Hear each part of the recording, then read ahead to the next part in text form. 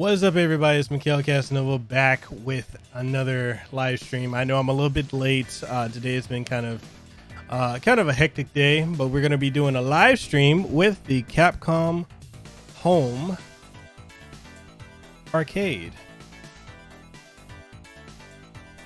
As you can see, this is it. This thing, I've been putting in some work with this thing. I really am enjoying it. Flawless emulation, arcade perfect, and a lot of fun too, also with like two people. Lehu and I were playing it the last couple of days, so it's really dope. So we're gonna do a stream, which like I said, I meant to do this earlier, but we're gonna be streaming a couple of games on here. It's about 16 games total. They're on it. Yo, what's up, Zero? This is not gonna be a long stream at all. This is gonna be a pretty short stream, probably like half an hour to an hour. But we're gonna go ahead and get into it, so I don't want to waste any more of your guys' time. We're gonna go ahead and hop on into this stream right now.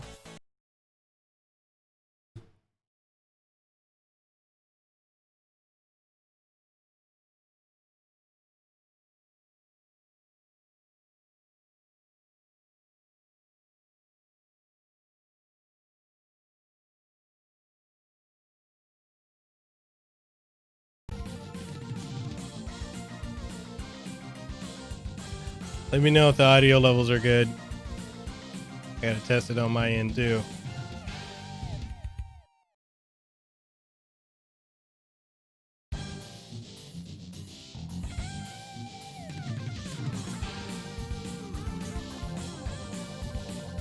Okay, cool. Audio levels are good.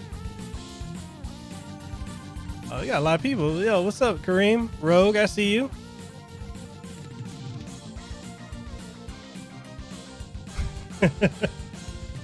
Yes, that is the Resident Evil box. Okay, so the audio levels are good. We're gonna go ahead and hop on into it. Let's see. What do y'all want to see?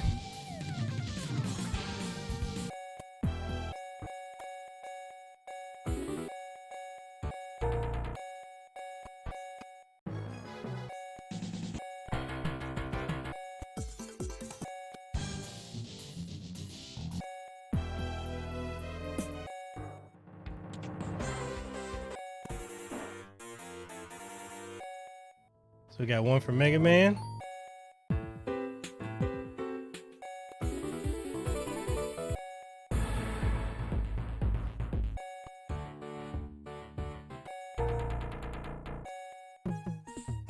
One for Ghouls and Ghosts.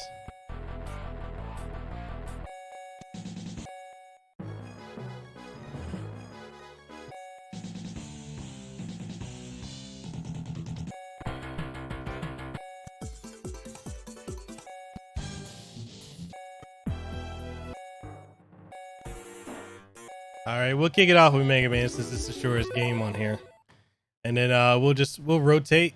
So we do Mega Man first, and we'll switch over to Alien versus Predator, Ghouls and Ghosts, Spirit Shock. I don't hate myself that much.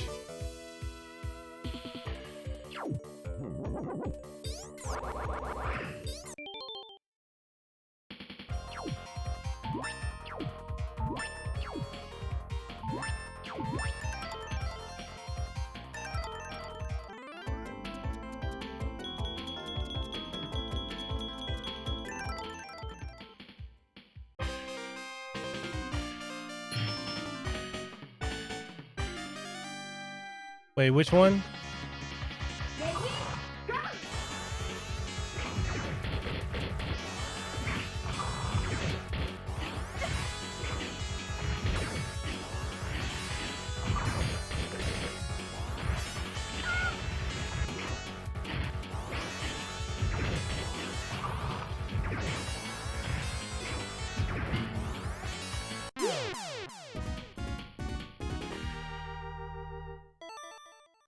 Got 8 of y'all up in here. How are we gonna have 8 of y'all motherfuckers up in here and ain't nobody and hit the like button? Really? That's how we getting down?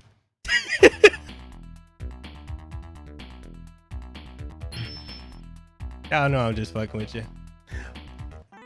So, because of Spirit Shock and Road Dragon, and after our stream last night, we now have the late streams.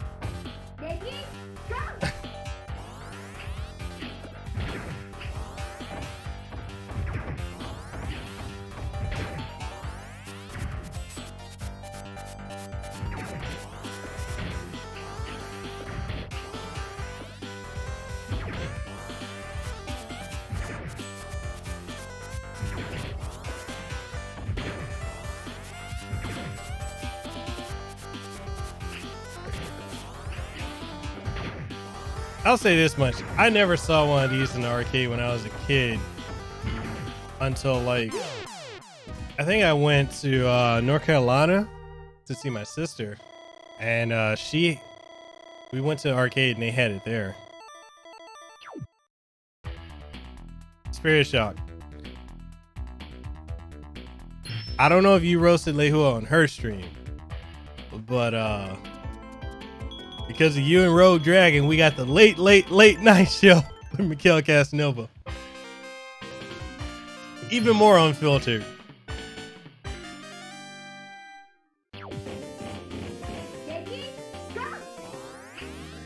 What you mean it was me and Lehua's fault?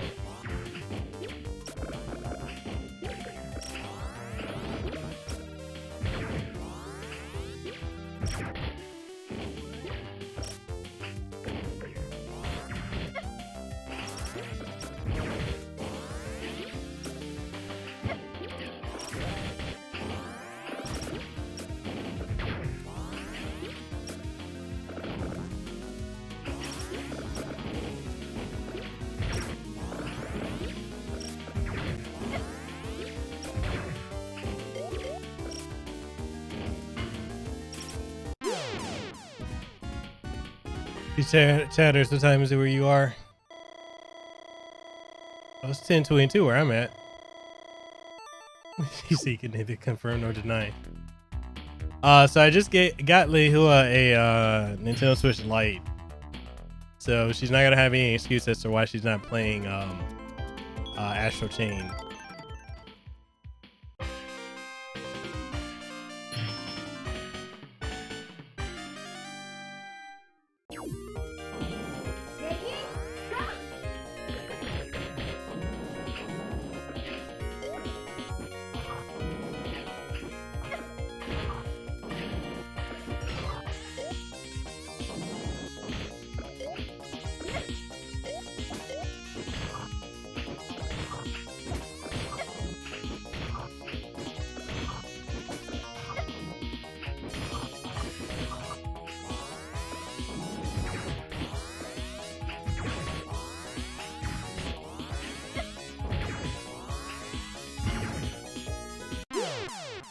Yo, what's up, Tesla Chad? Been a minute since I seen you, man. How you been?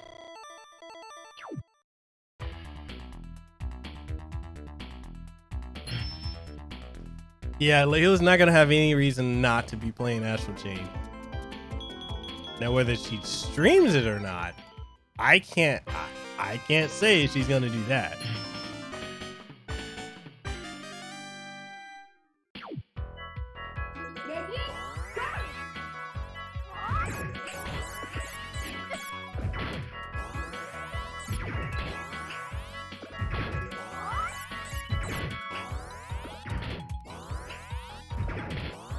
All right, so because this game is super short, I'm probably gonna beat it in the next 5 minutes or so. What is the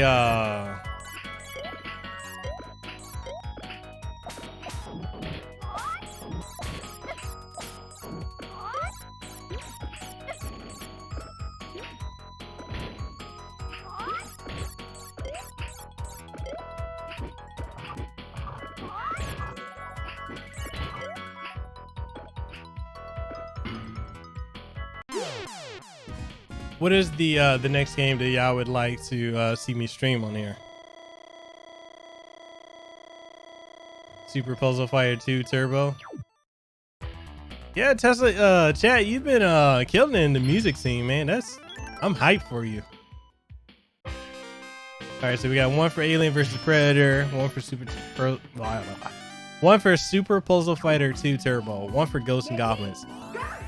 Yo, I'm not trying to have a campfire live, okay? We trying to be good.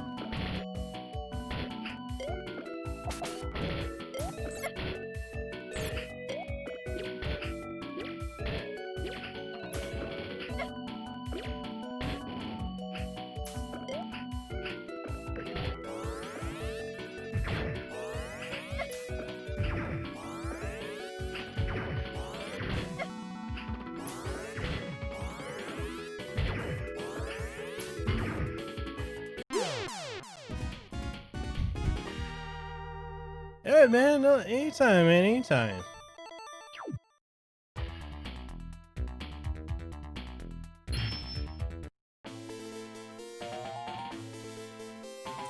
There's only like 2 more levels on this and this is over. So, do you guys want me to get my impressions of this thing so far?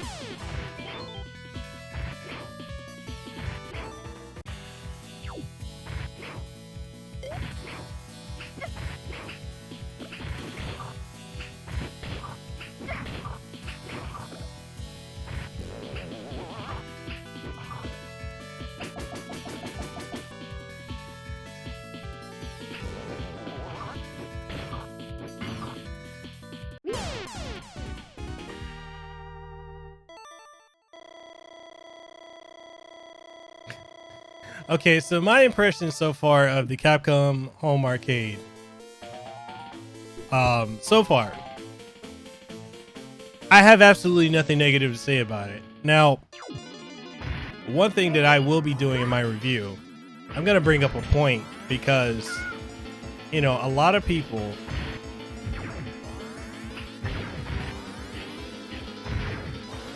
keep saying like for the price, it costs too much money. But if you're gonna compare this to like the one up arcade machine,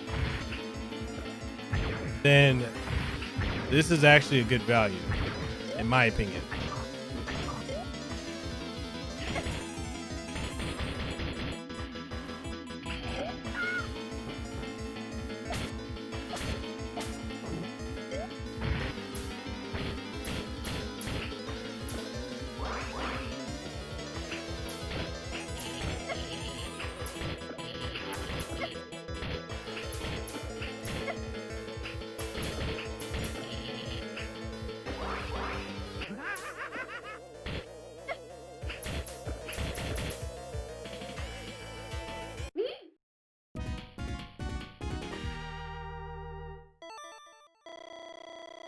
Hey, what bitch ass reviewer gonna give Star Ocean a bad review? Okay, so the price of this, this costs, if you're in the UK, I think was it 200 quid? I don't know the conversion, but I know like in US, if you were to get, it's like $200, $250, right? Or $250 if you include the import charges. So for $200 or $250, 160 or 200 quid. Okay.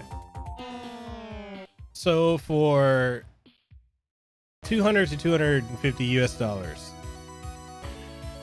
you're getting 16 games and one game that hasn't been available on a home port, period.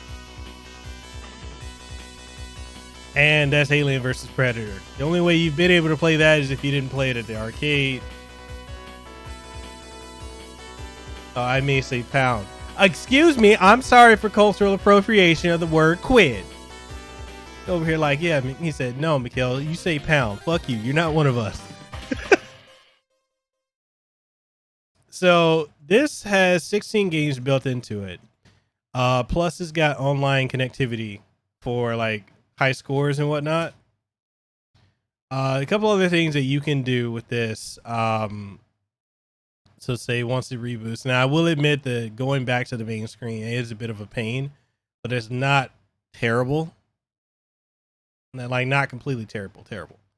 It is a bit of a slog if you want to just go back out. So if you go to the settings, you can do things like controller check. So you know, if I want to check out my controls right here, I can. You can go to, you got different displays, so I can do original, full, wide, smooth, full smooth. I'm gonna go into some detail about that. You can factory reset it. You can do select the order for your game selection order, high score leaderboard. If you want to connect to the internet, you can select your language. So only have English. Legal notices. You can do system updates, which mine's out the box came with the latest system update because I can. And then you can connect to the Wi-Fi. Now there is a possibility down the road there might be adding more games you can download, plus expansion capability with the USB port that is on the Capcom Home Arcade.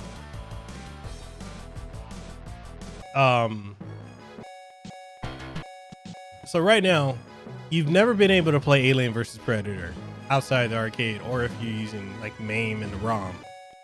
Armored Warriors and Cyberbots haven't really been on home consoles. We've had ports of Captain Commando before. We haven't had Capcom Sports Club before. Darkstalkers, you know, we've had many reiterations, and yes, we need a new entry. Echo Fighters, we haven't had a home port. This is an arcade perfect version of Final Fight, which you can get through many different ways now. Ghouls and Ghosts, no, I'm not playing that right now. I'll play it after probably. Giga Wing is a good one, which I believe we had Giga Wing 2 on the Dreamcast. Hangman the Power Battle. We got Pro Gear, Street Fighter 2 Hyper Fighting, which a lot of people. Okay, correction. Armored Warrior is part of the Capcom Beat 'em Up collection. Street Fighter 2 Hyper Fighting. A lot of people have been complaining about that, which I don't understand. Then we've got Strider and Super Puzzle Fighter 2 Turbo and 1944. So we're gonna go ahead and hop into Alien versus Predator. A lot of people are probably curious to see how that is. Which I think is a really, really dope game. I mean, the game for $200 to $250, 16 games, a couple of them you've never had before.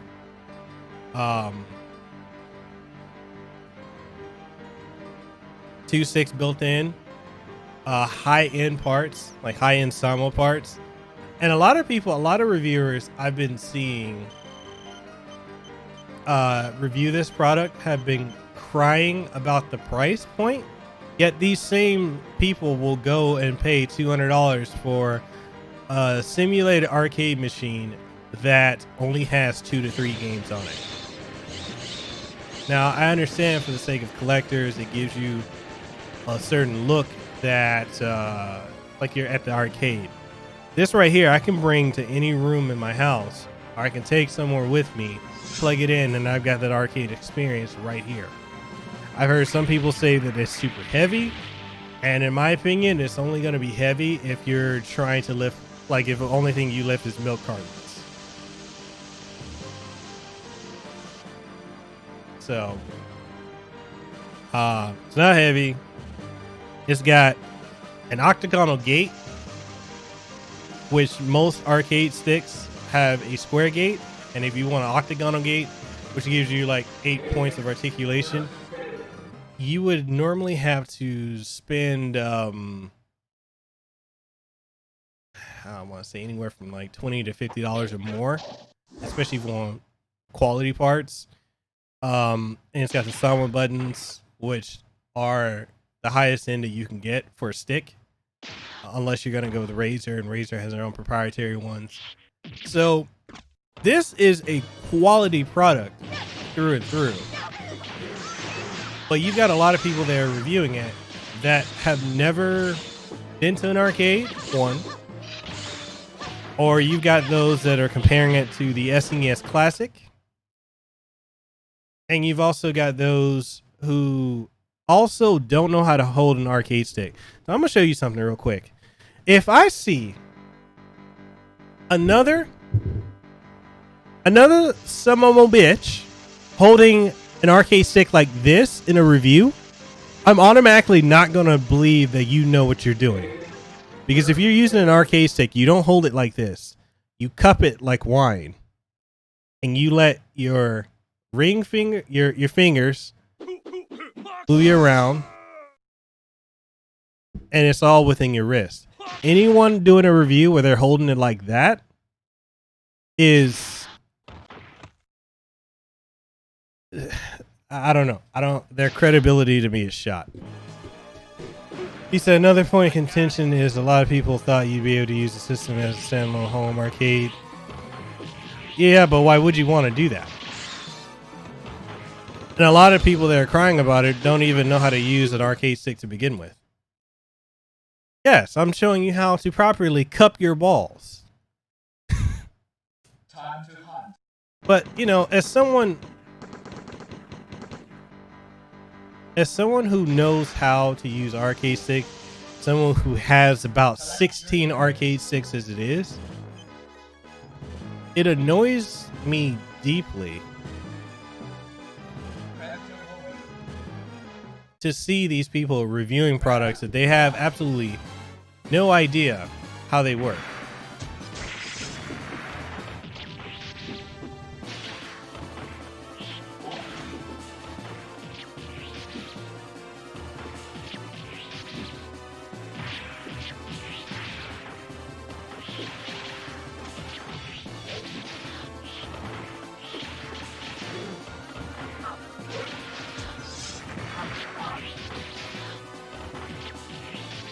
Hey man, you got it. You got to hit up the company.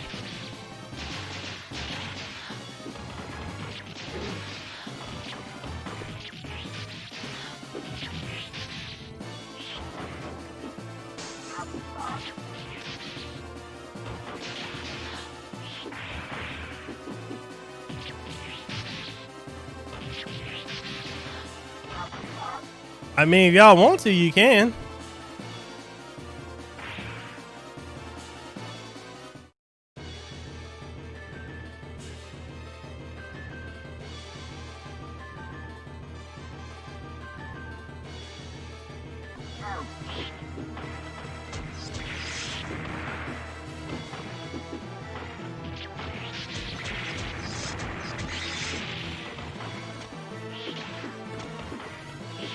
Like, anyone who's bitching about being able to use this or not be able to use this as an arcade stick needs to just shut the hell up. First off, you wouldn't want to use this as a competitive stick as it is. It's not for that.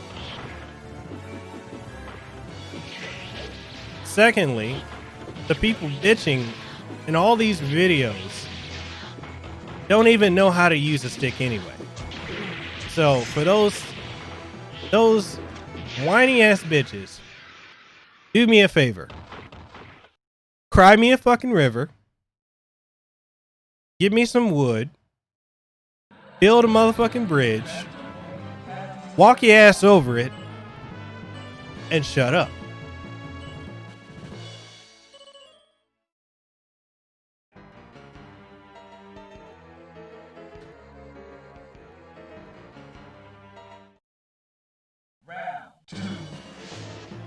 And this is just one of the things that's got me annoyed when it comes to being a product reviewer. And that's that you have so many YouTubers, so many content creators that don't know what the hell they're doing, and they just get behind a camera and just start talking. And you know, and again, I'm not trying to stir controversy, but I get sick of it. You got people out here that make piss poor videos and get all the views in the world. And I'm not trying to hate on anybody getting views. Get your bread. But when you're putting out information that's decidedly false, or you're talking on things that you don't know anything about, like, okay, case in point, I'm probably gonna catch some flack for saying this, but oh well, fuck it. Mad Little Pixel, right? That dude put out a review of this, and all the shit he was talking about in his video, I'm over here playing this like, what are you talking about, my guy? And there are just people that review things and they like don't know what they're talking about. Input latency? There is no input latency. You probably just never been to an arcade before.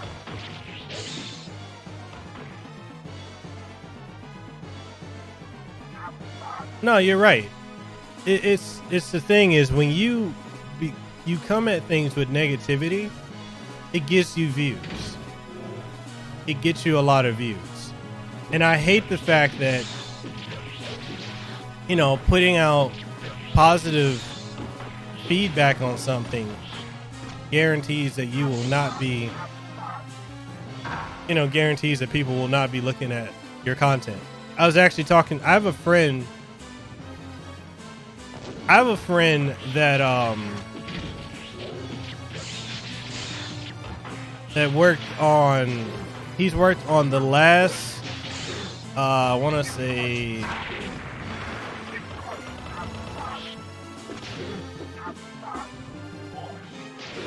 he's worked on like the last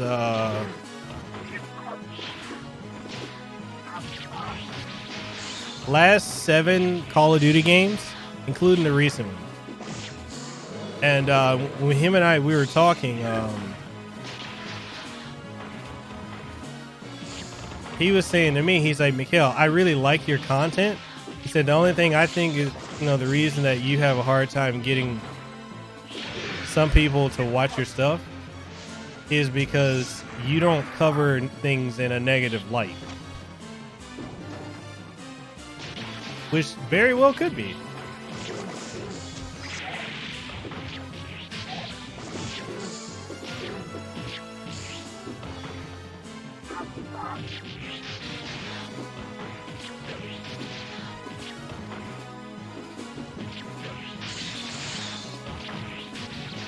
I mean, other than the fact that there's a new generation of people working on Call of Duty, that's just about it.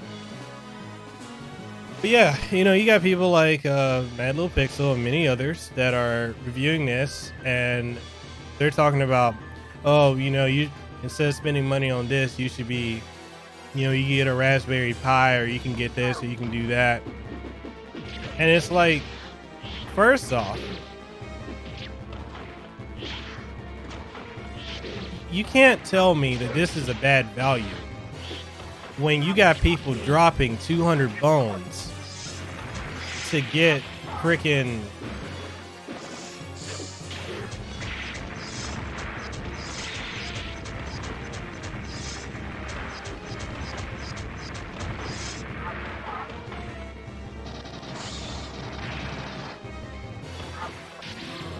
you know, you got people dropping 200 bones to get okay,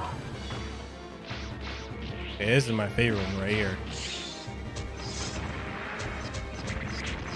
You know, people dropping $200 to get these arcade classic, you know, arcade 1-up machines,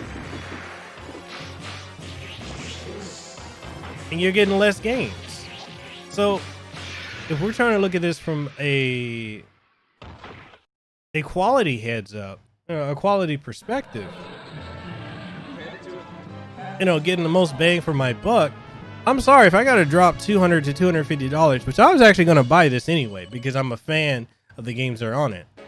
If I'm going to spend that kind of money I don't want just 3 games in a quasi arcade machine when I can get 16 for the same price.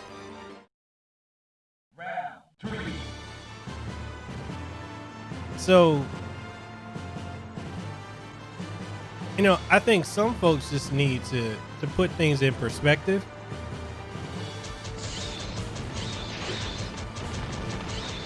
And also, you know, I'm seeing a lot of the reviewers that are comparing this to whatchamacallit. They're comparing this to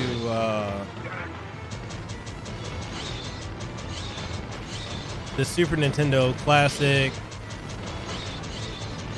They're also comparing it to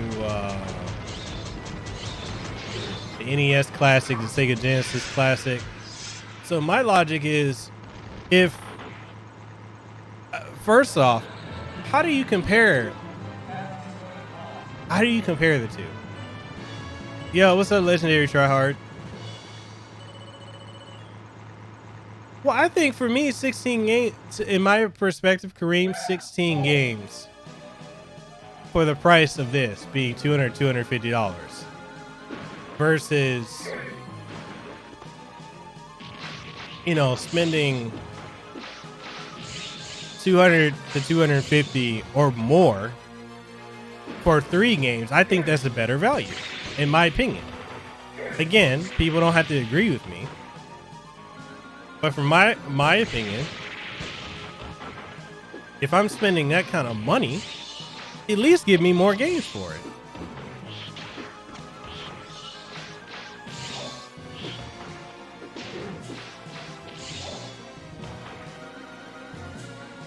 And I understand a lot of the newer kids, this is not something for them. They don't get it.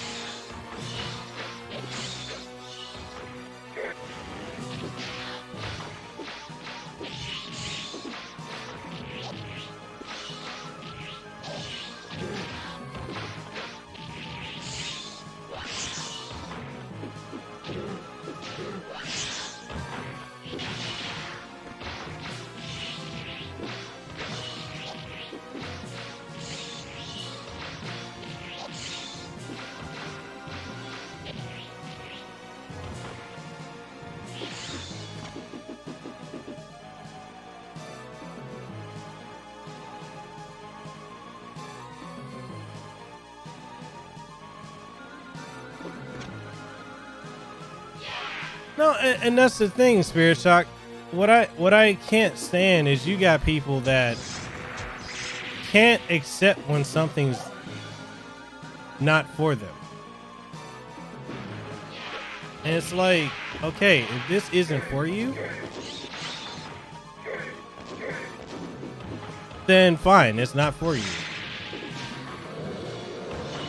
But you got people that when something isn't for them,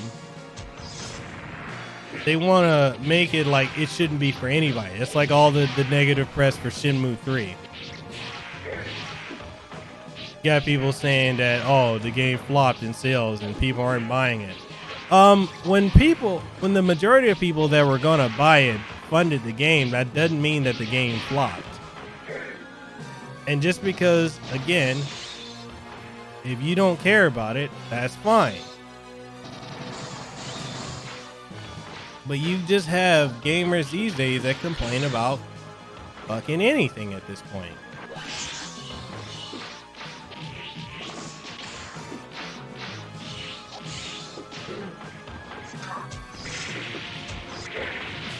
And this is exactly why I think gaming going mainstream was one of the worst things that happened to gaming. It's one of the best and the worst. We've gotten some of the best experiences, but we've got people that have no appreciation or respect for gaming that are now making games. They're not making games, they're now buying them. And they have the attention span of like a 3-year-old.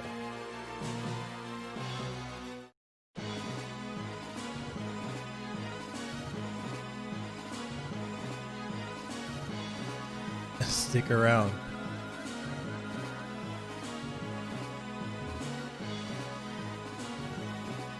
Exactly.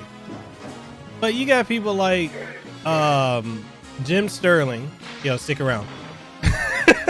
You got people like Jim Sterling and all these other people who already go into it with a predisposition of not liking it.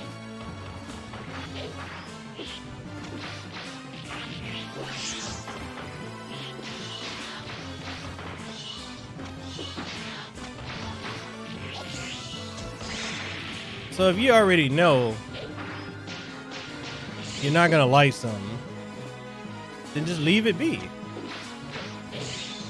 And just say, hey, you know what? I tried, it's not for me, but you know, you may like it.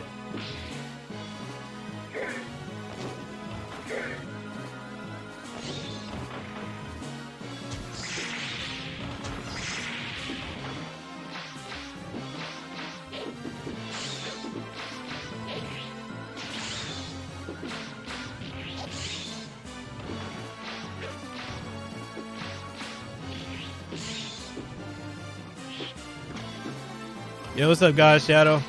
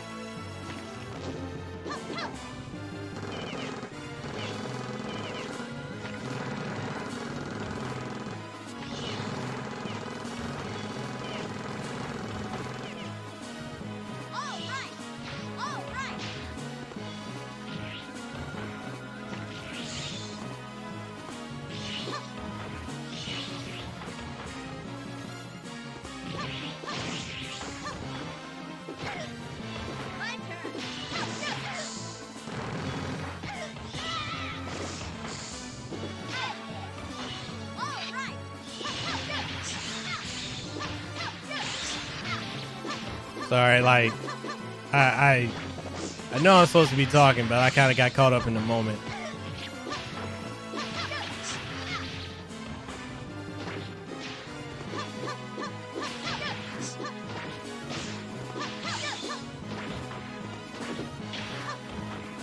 Yeah, like my one other thing too, like that I see is you got people who aren't even gonna buy the thing, commenting on it like, "Oh, it's a monstrosity."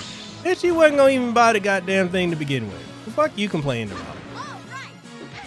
You know, and that's just kind of my issue with people these days. People who aren't going to buy something, talking about something.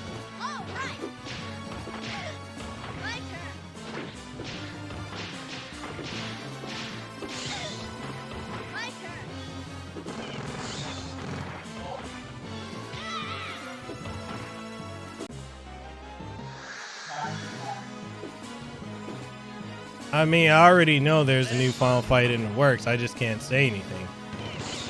So, I mean, y'all can speculate. I know for a fact about stuff and how far along it is. I just can't say anything.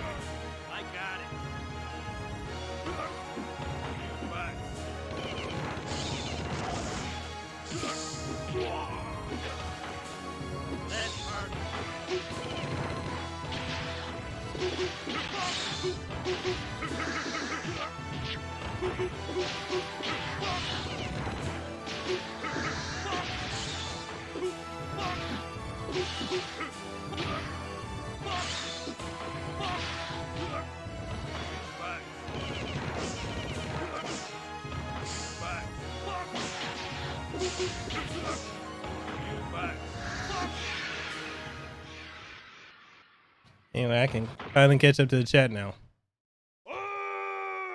Okay.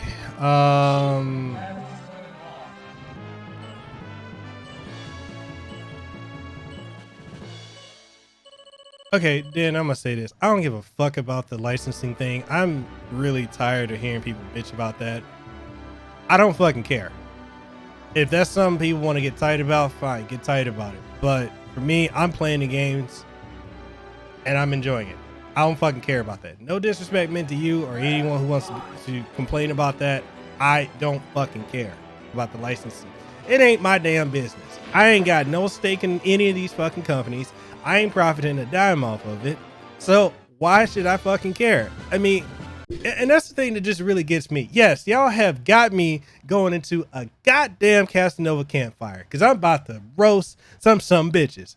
First off, why the fuck do people care about the licensing issue with this in any extent as it is?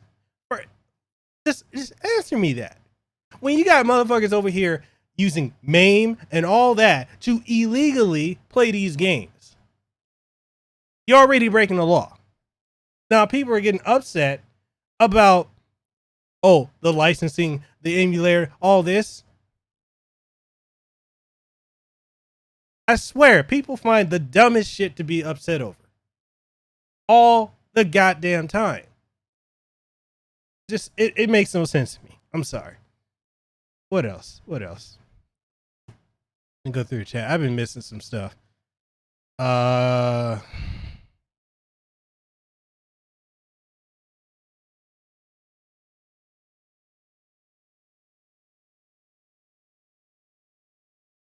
don't care about it being exclusive to the outlet. It is what it is. The thing is, I'm gonna say this because a lot of people who are gamers who think they understand what the fuck goes on in the industry, you don't fucking know what's going on unless you have someone who is high up in these companies that can feed you information, like myself. A lot of other people assume. I know. There's a difference. A lot of us do know. A lot of people pretend to know and don't really know, but they put on the face that they know. But yes, it's an outlet. If people want it on something, they'll go and buy it.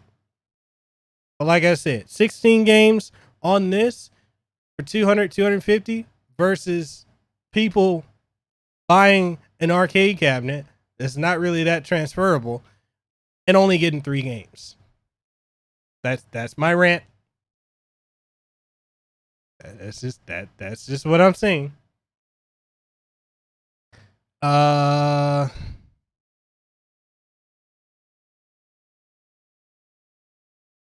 Exactly, Spirit. Exactly, Spirit. You know, I do. I kind of feel that same way about arcade one-up machines too.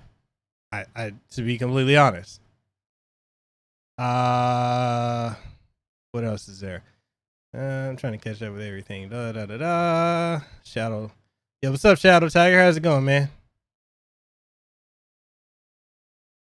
He said, when it comes to reviewing, it's impossible to be impartial if you hate a series. Yeah. And I think if you already have a dislike of a series, then either don't review it or review it, but state up front your stance of not liking it. Because in today's gaming world, because so many people do not think for themselves. Let's just be completely honest. A lot of people are bah bah bah bah and or they're squawk. I'm a parrot. I'm a parrot. I repeat everything I hear. Squawk. I'm a parrot. That's the audience that we have these days. A lot of people don't play or experience things for themselves. I see it.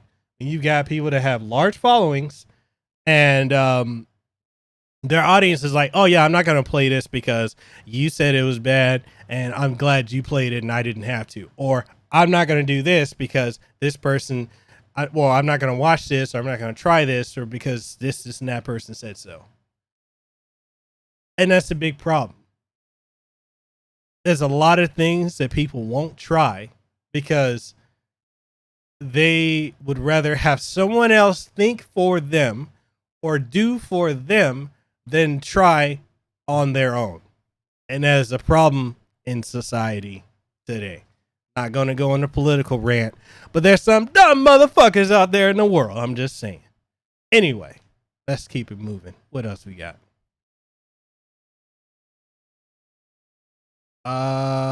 He said Max Dude did a video react to this. At first he said, what the fuck? Don't even get me started on Maximilian.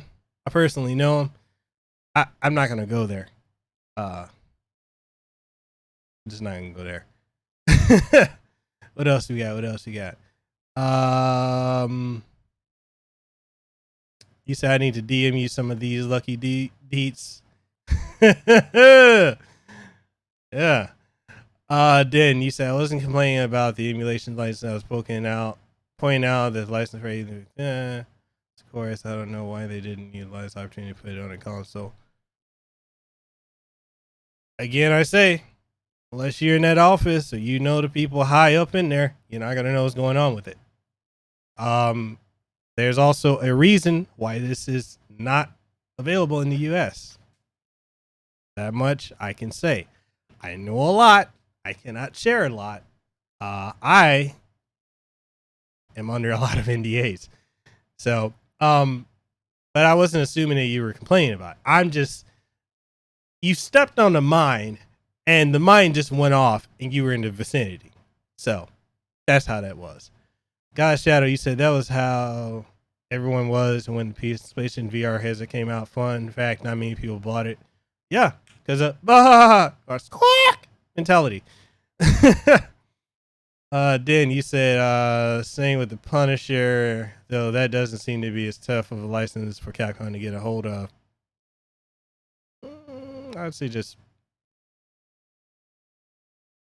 hold your seats. You're close. I just can't say anymore. Chosen Rebel, what's good? Zero. It's the Spirit. You said this is why I say you should DM me some of the GCTs. Like, there's just so much I can't say. You know, it's just like I want to say more, but I can't, because if I say more, I'm going to put myself in a position where I can't do what I'm doing.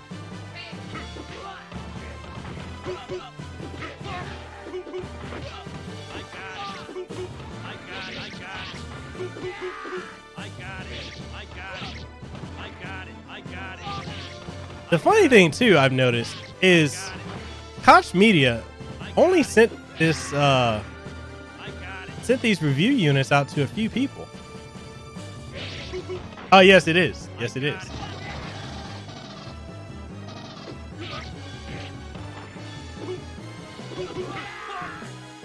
Hold up. Yo, shout out to Chosen Rebel for becoming a new Patreon. I greatly appreciate you for doing that, Chosen. If you guys have not already, make sure you subscribe to Chosen Rebel's channel. She makes phenomenal content, streams a variety of games from action games, JRPGs, and more.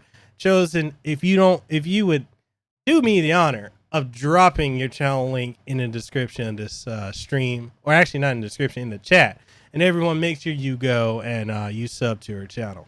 Greatly appreciate you with that. Then you say it happens, hello. This is clarifying. I understand being under NDAs. It's the same for me with Streets of Rage 4. Dude, I'm under I can't say shit about Streets of Rage 4. But same thing. I'm under a lot of NDAs with that. I trust me. I know. I know. I got it.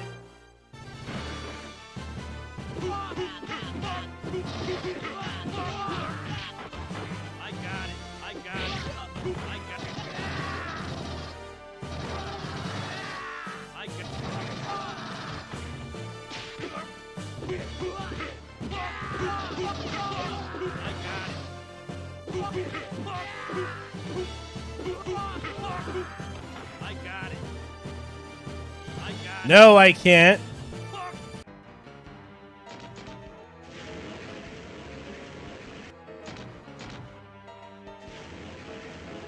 No, it hasn't, but there's a lot of stuff that a lot of huge things about it, and because of NDAs. So I don't know, Dan, if you had to. I had to sign a legal NDA because of a lot of things going into it. A lot of the people that are part of it. So, and a lot of my. He's saying fuck. A lot of the NDA, a lot of the things that are going to be going on with Streets of Rage 4,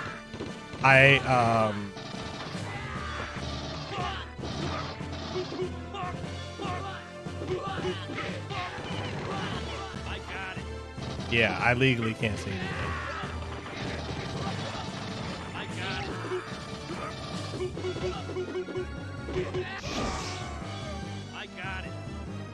You had to sign because you played the private beta. Bruh, I had to sign. I got it. Oh, yeah, I can't even say why I signed. I got it. I'm going to say this. Streets of Rage 4 is going to be dope. You son of a bitch. Take that.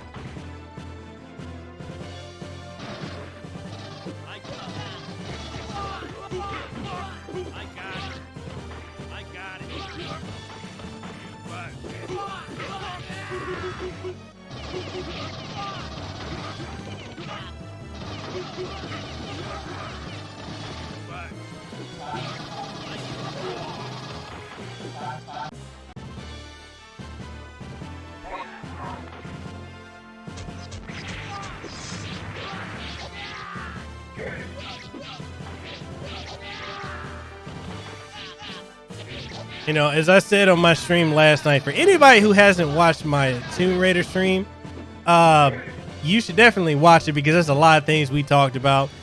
And we talked about, let's see, Rogue. You want to tell them what we talked about? Were you Spirit Shock?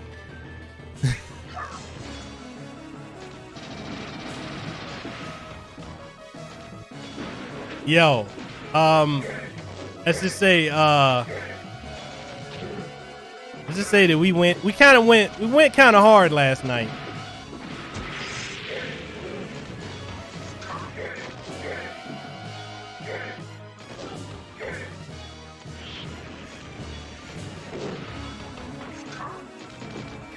You know how people talk about the birds and the bees? We talked about the Pokemon and the Master Balls.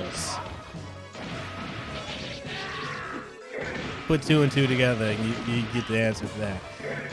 Yes, these late night streams are not kid friendly. YouTube, the fact that you didn't demonetize me for the things that we talked about tells me a lot about where your priorities are, YouTube.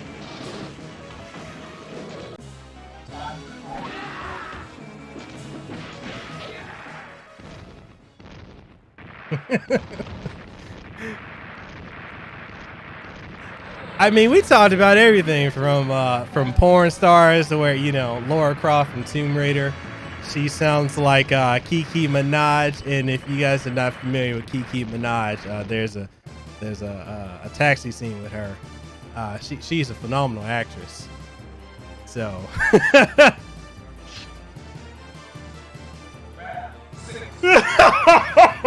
yo, I forgot I did that. Yo, I was straight wilding last night. I went, oh my God. Yo, is anyone here old enough to remember Miss Cleo?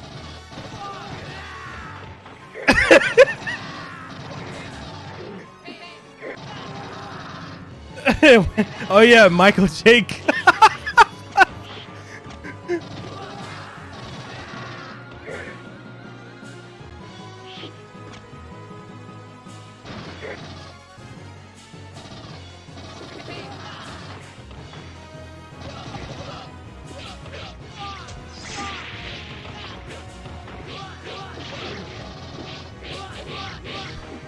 Oh, God. I'm telling you, my late night streams are so X-rated, I still have no idea how I was not demonetized for that. YouTube tends to demonetize me for the most petty shit. But these late night streams, I guess the bot or whoever is just not, they're not working.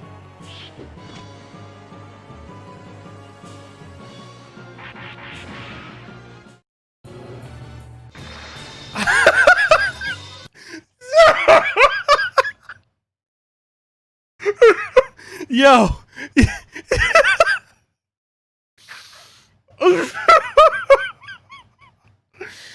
Yo, Spirit Shock. Yo.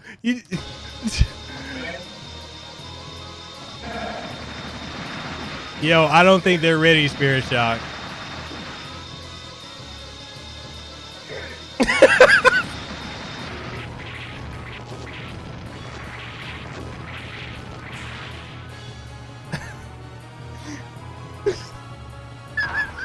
Yo, for real. We talked. I'm telling you, these late night streams, they be wild. If you are not here for them,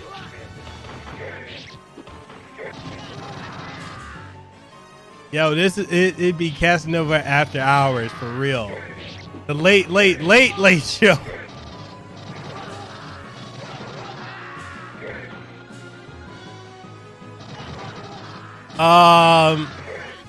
If you were to get this, is about $200 to $250 depending on like the shipping and whatnot. This is right now not available in North America. So the one I have right now, this is a UK unit.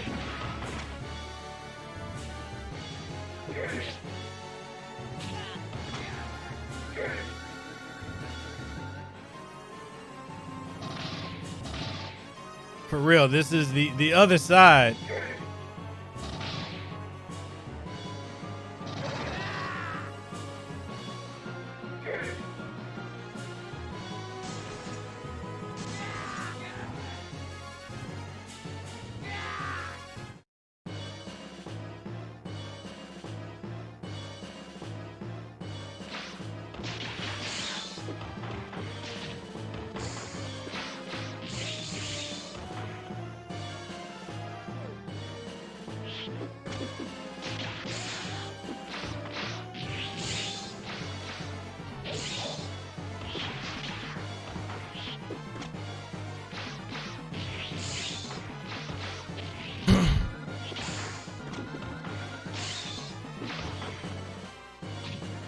But you know, I will say this though, like a lot of people that have been putting out reviews were not sent units of this. So like apparently very few people actually were sent this review. It's me, Nintendo Life, I think like maybe two other content creators are actually sent this. Like getting a review unit of this Like, I don't know what the process is to get one. All I know is, you know, I got my connections.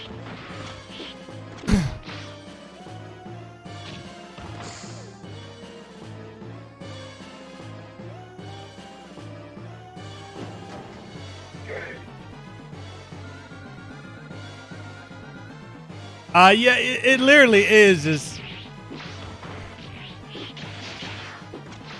It literally is just another. You already know. Like anyone who is familiar with me, y'all know I am an unfiltered person, which is why. I mean, we even had the Hodge twins on the show last night.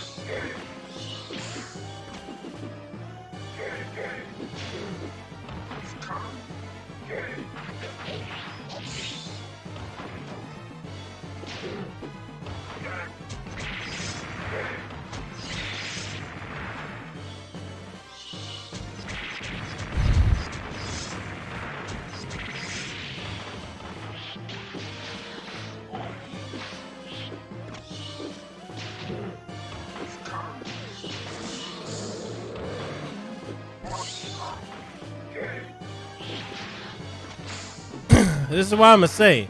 If there are any companies watching, if you would like to sponsor me, I'm gonna need you to sign an affidavit because look, I am not responsible.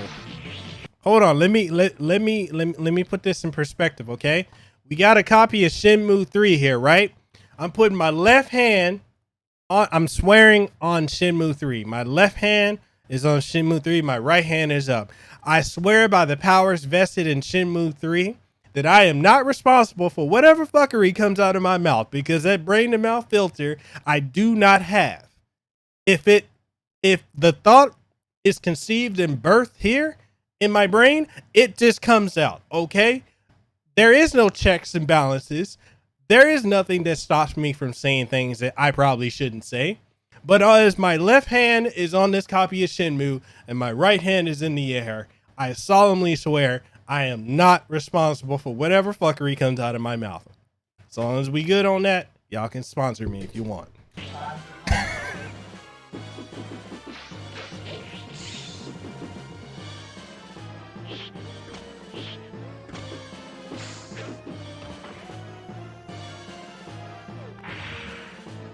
Oh yeah, so you want to fast forward and cutscenes, just move the stick in a direction like that.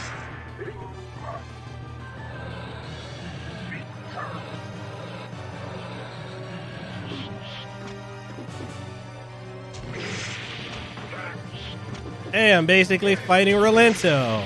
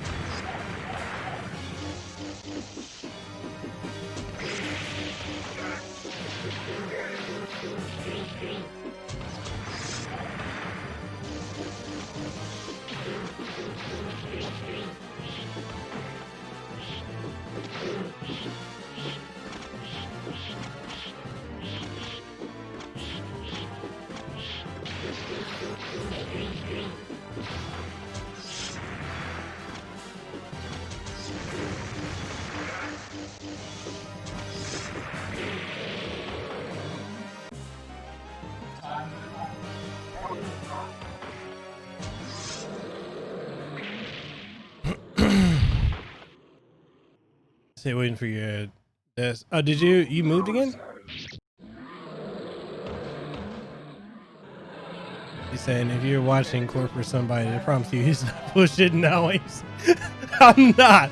There's no filter. That brain to mouth, that little voice, as Road Dragon put it last night, that little voice in your head that tells you maybe I probably shouldn't say this. I honestly don't have. I don't have it. He's saying, remember sponsor Miguela's favorite spike. Oh my God. Yes, we did. We talked about spiked dildos last night too. Yo, I'm telling you, if you haven't watched that stream, I don't know what you're doing with your life.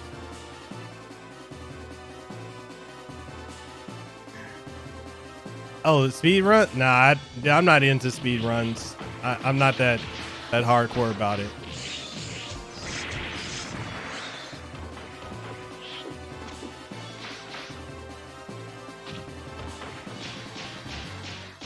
Hey, I'm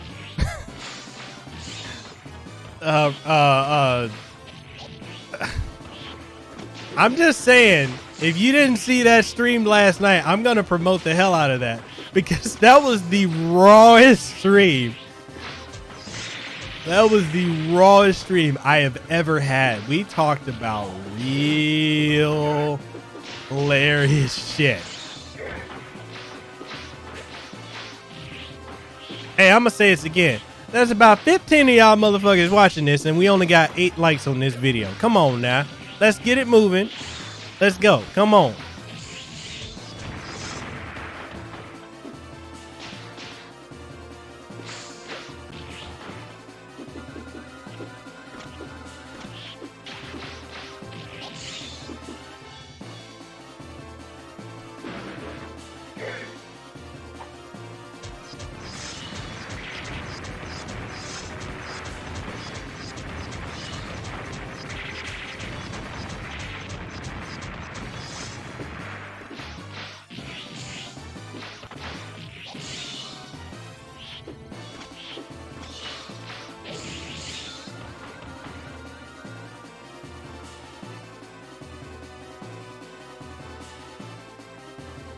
Yeah, Lehua was brought onto the stream because of a certain somebody.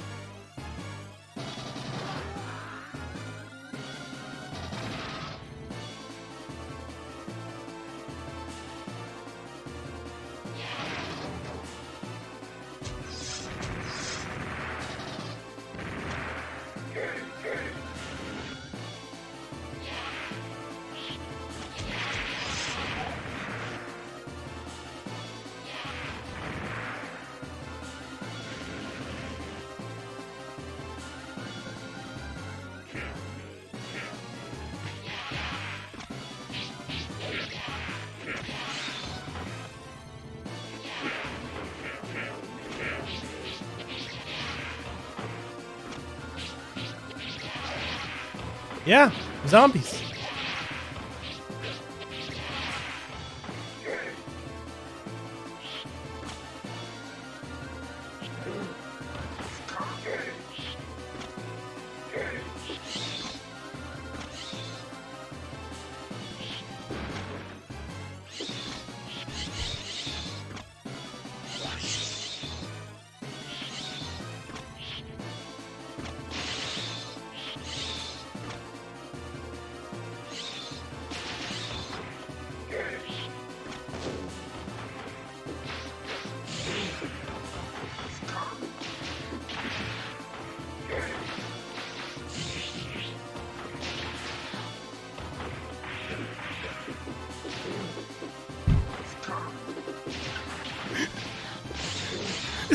Oh God. Okay. I gotta go ahead and go into the story. So Rogue Dragon, we were talking about Miss Cleo, right? And this motherfucker came up, he's like, I wonder because I didn't know this, but Miss Cleo she's a lesbian. She passed away a year ago. You know, God rest her soul. But her character, so outside of her character, she was a lesbian in real life. So, yo, I am blaming this. I am blaming this on you. So Rogue Dragon was like, I wonder if she's in character when when she's having sex. So I'm over here like, yeah, she's over here like, I can foresee I'm going to make you come. Okay, I'm going to make you come. Yes, I'm going to make you come. Yo, I was straight wilded out.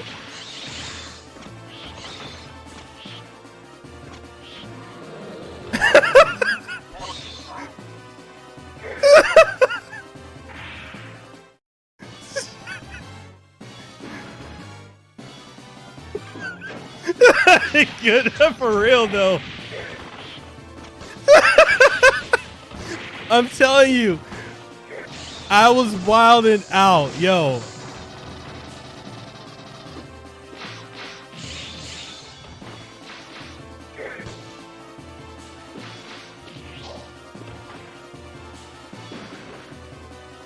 I'm telling you, I have that brain to mouth filter doesn't work for me. You know what? I need to check and see if YouTube did even demonetize me. No, bitches, I'm still monetized. Anyway.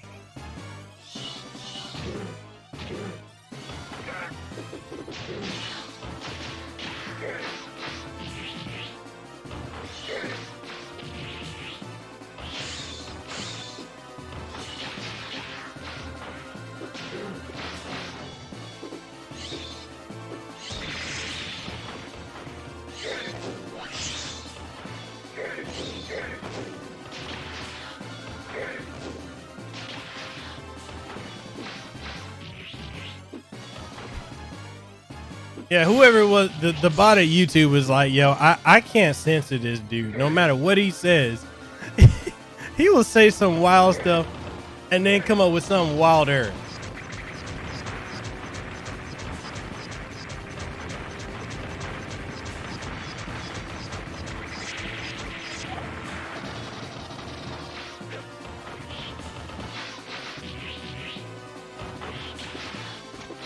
That's what I'm telling you. Like, if I get sponsored, look, I'm not responsible for whatever comes out of my mouth. I have no control over it, okay?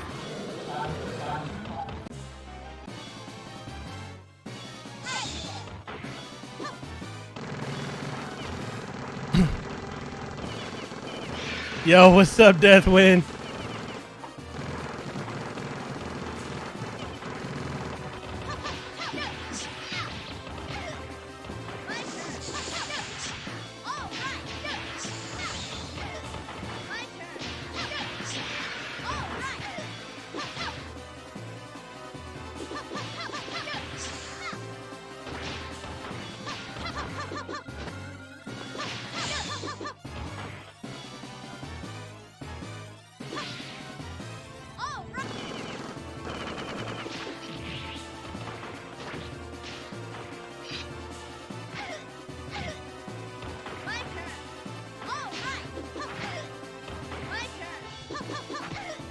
Oh my god.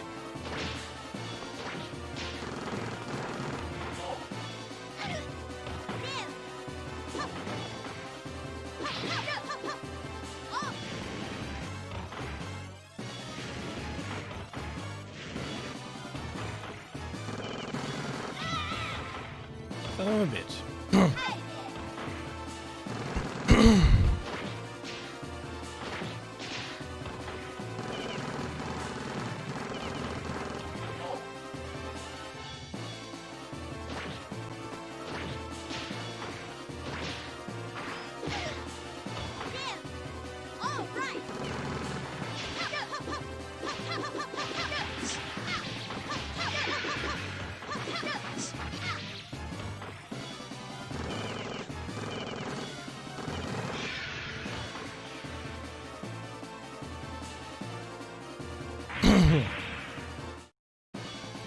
How did they even go about the demonetization process? I'll be completely honest. I really don't know. I don't even.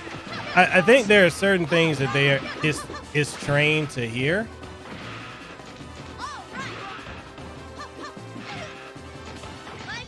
But I think when it comes to me, they're kind of like, yeah, we can't control this guy.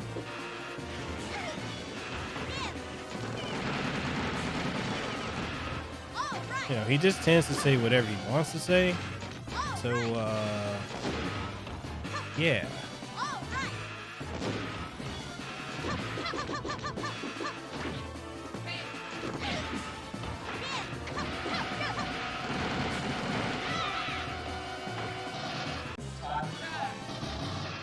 I'm just gonna stick with my guy. Who's my guy in this?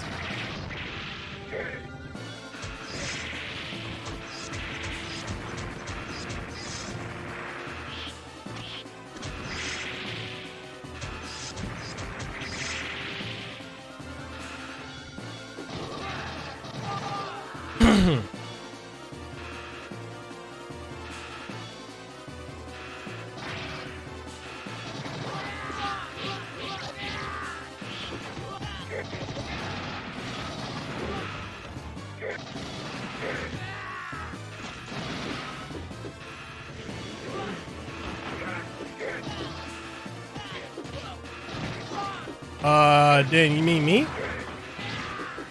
Hey, hold on.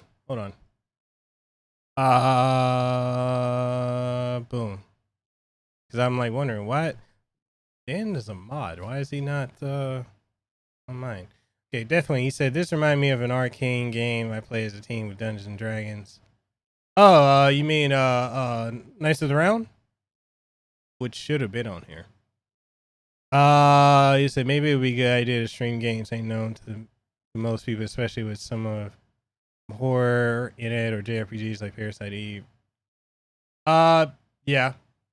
It's because when you're playing nothing but the popular titles, it's a really oversaturated market. So when you're playing something less known, you have more likely of an opportunity to get found. Oh, you said the N-bomb didn't even get monetized. Oh, okay. So I'm gonna pull it up, right? I'm gonna pull it up because you know one of the things that we were playing last night, or I was playing, it got me in trouble. It actually didn't get me in trouble because I stopped before it could. We were playing this.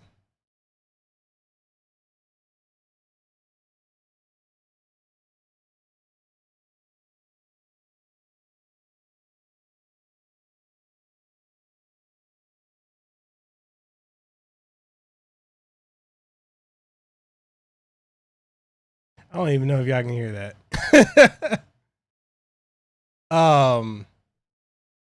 Do you have me added on Switch? I think you do. I'm not certain. Oh, you couldn't hear it. Okay, hold on. So I'm on streaming 2. Let me go to streaming 1. Let me go back. Go back a couple seconds.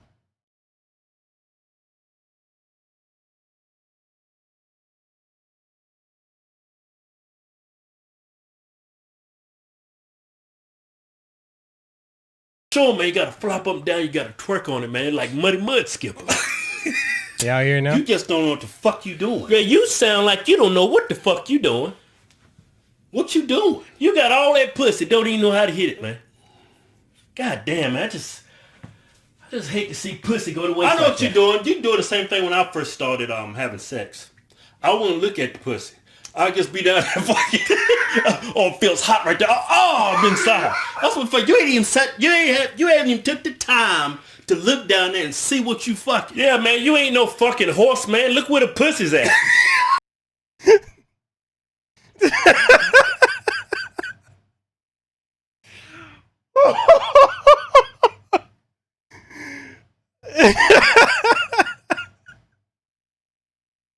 I'm telling you, these late night streams are gonna be, they are wild. Yo, last neck was raw.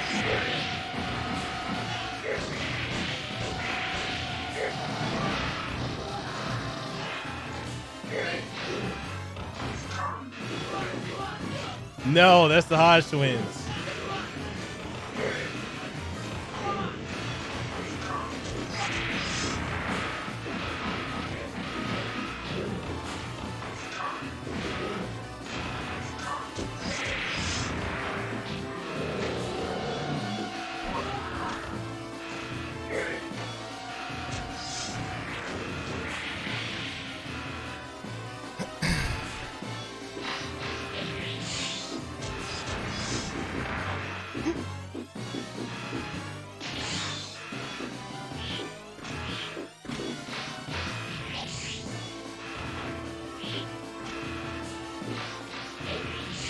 I'm telling you, if I get sponsored, I ain't responsible.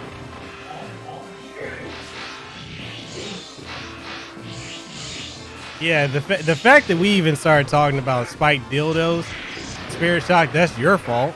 That we even got on that topic. Then we talked about people having arthritis, trying to. No, was it arthritis? Trying to jack off, having arthritis, or they like. But then I took it a step forward, saying, "Yeah, that's what it's like for dudes trying to jack off with arthritis. What if it's a damn female and she doing that, and then it kicks in? Yeah, we went in last night." The Parkinson's Gateway, yo, for real.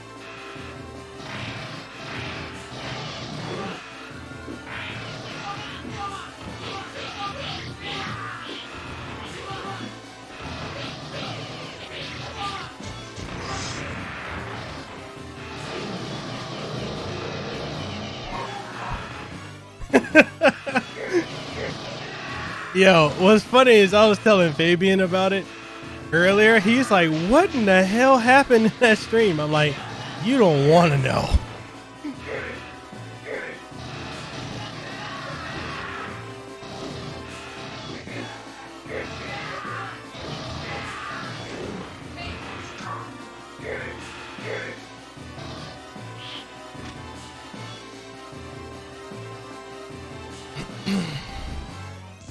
Oof.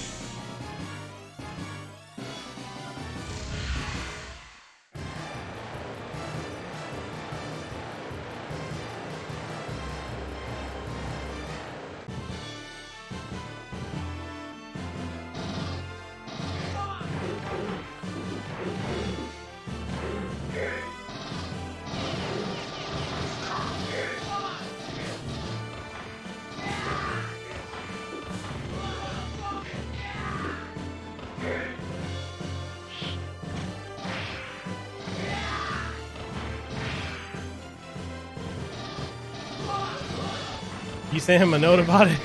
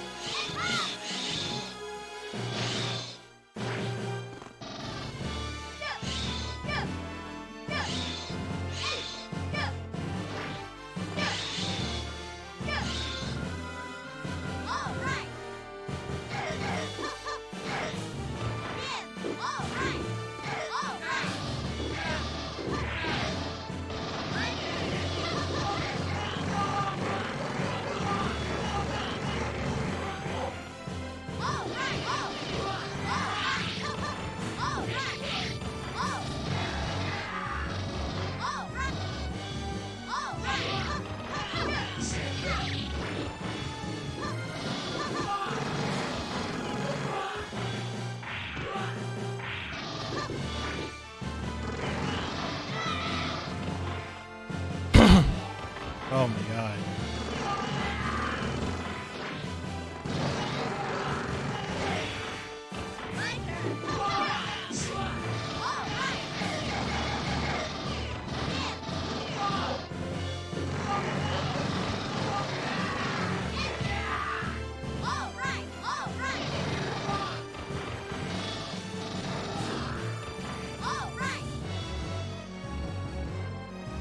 He said Lehua and her Pokeball.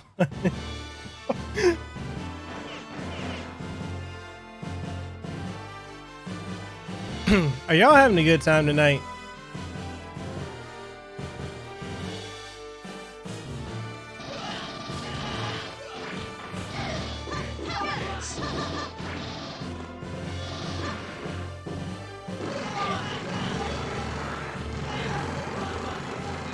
Yo, what's up, Sensitario?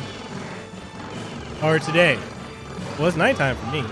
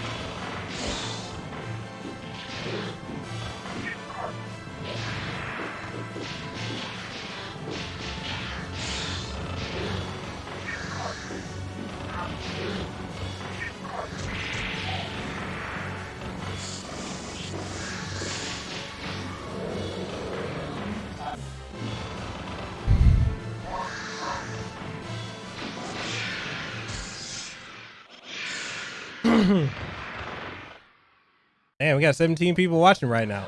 Wow. What is up, everyone? You say you haven't made to stream in a while. Yes, dude. Life happens. I understand. Actually, I thought I confirmed this, but anyway.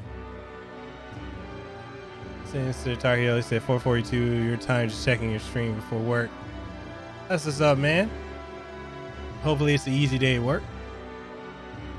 Spirit Strike said last night was what happens when you have 3 guys with no filters all in the same place and no one right?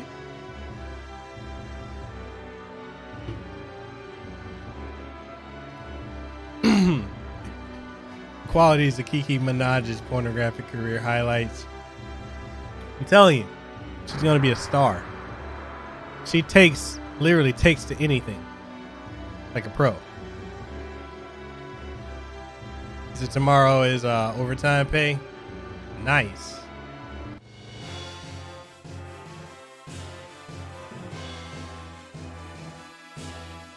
All right, so since we beat this, what's the next game you guys want me to try?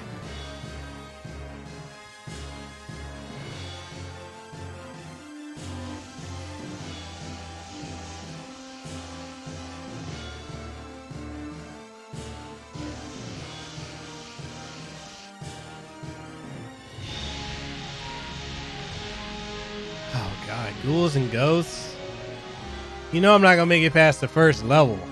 I hope you know that. I'm gonna rage on that if I play that.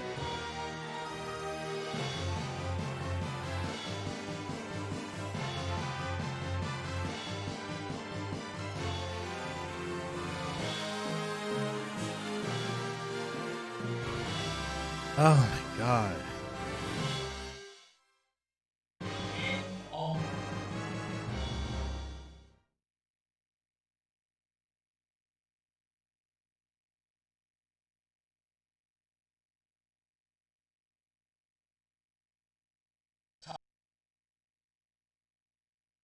All right, like I said earlier, one of the things I dislike about it is when you reset it, you do have to go through the whole Koch Media and go back through this part, which I mean at most it's like 10 seconds, 15 seconds, well 10 seconds rather.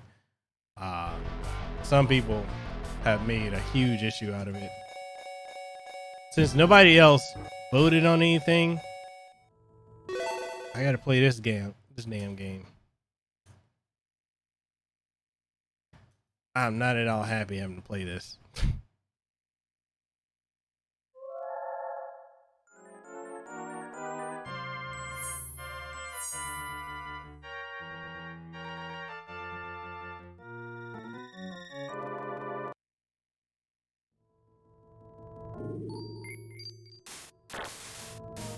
I don't even like this game.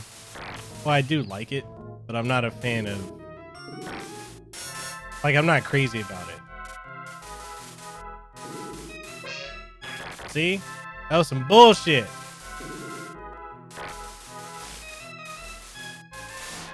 Son of a bitch.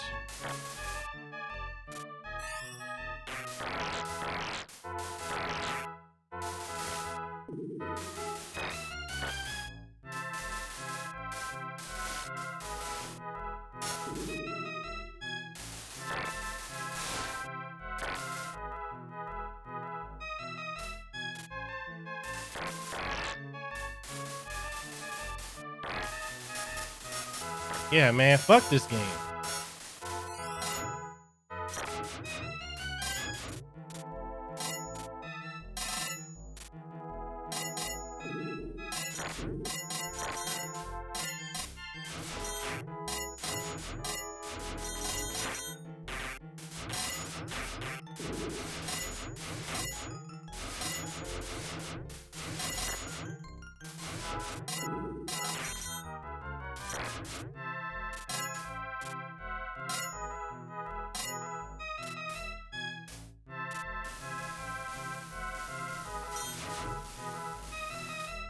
Man, all this bullshit. Bunch of bullshit.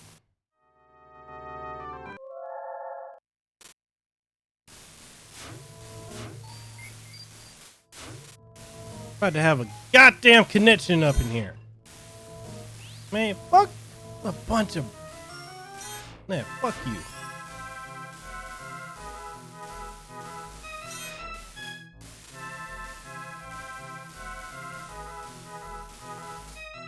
Son of a bit.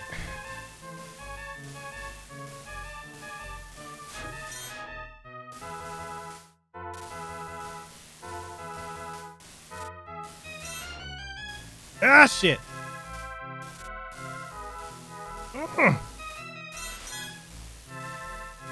I don't want that.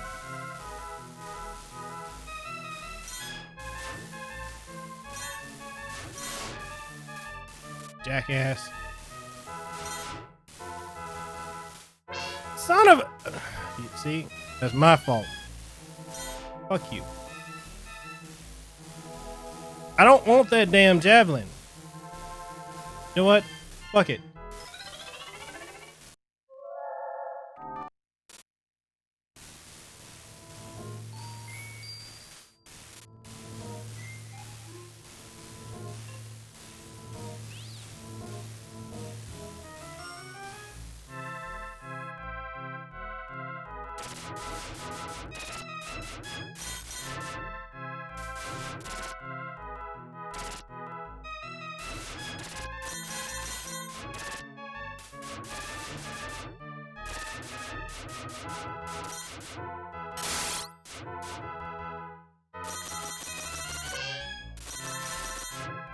Bunch of bullshit. Oh my god. Fuck this game.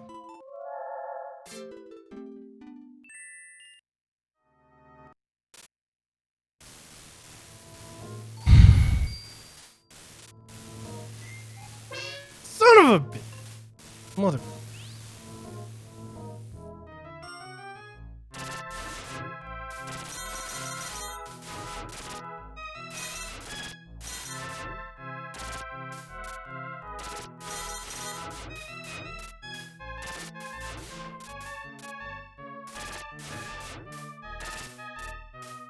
Son of a... Oh, God.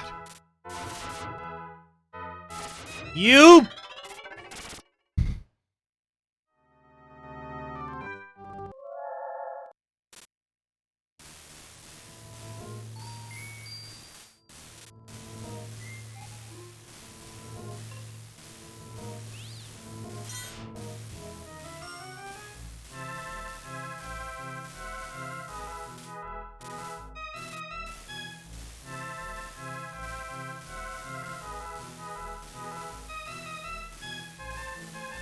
Oh, that's so... Oh, you...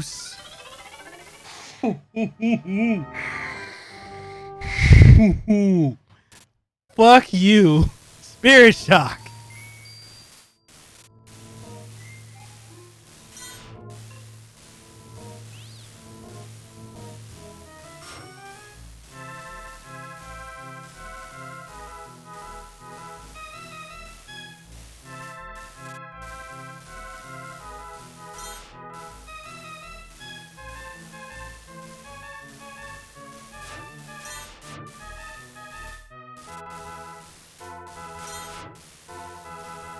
Are you fucking kidding me?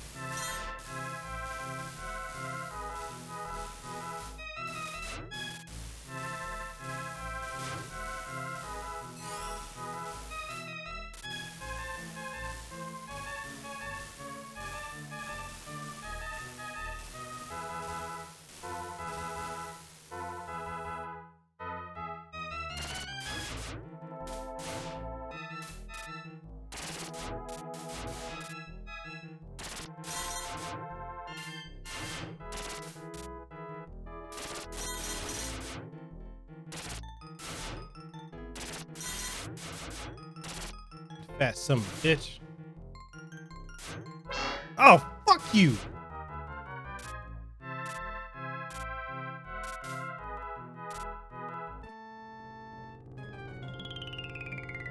Not great.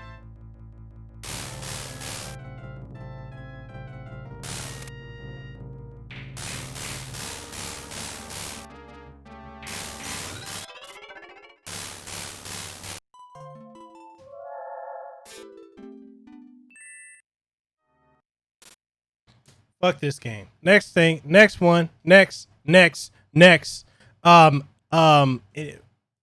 game we playing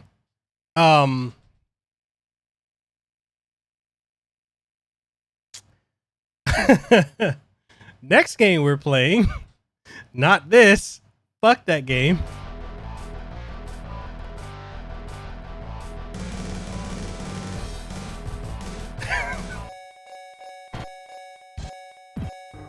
What did y'all want to see? Not that game. Shut up, Spirit Shock.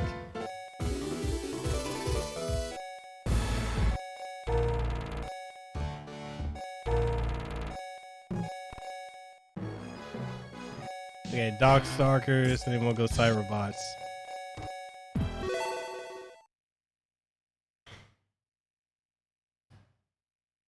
I was about to break this goddamn thing in half. Like, just Hulk smash. Break it.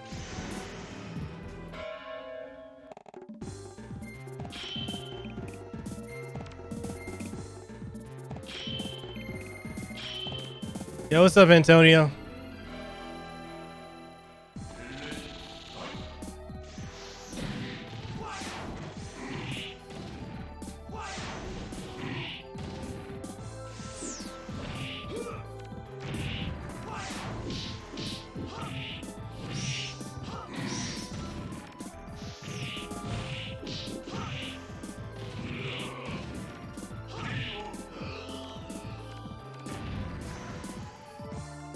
Yeah, we played that at the beginning of the stream.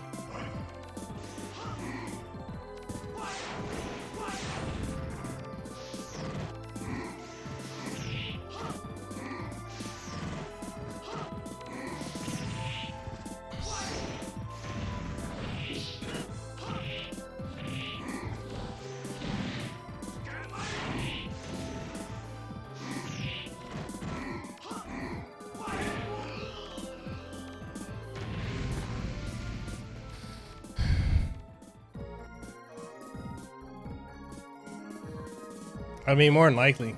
That's probably why they put it in there.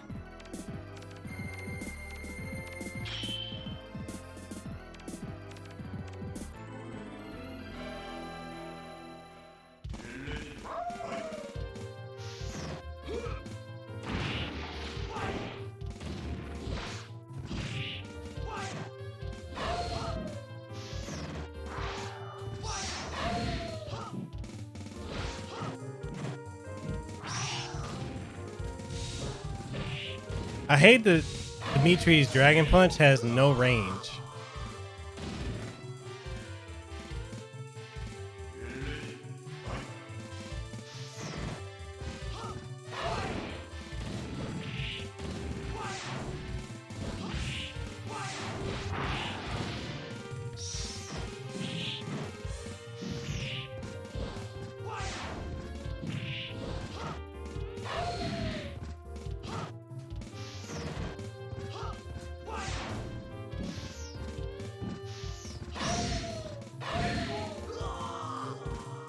I think it's interesting how Dimitri is technically the main character of this series, and he's not even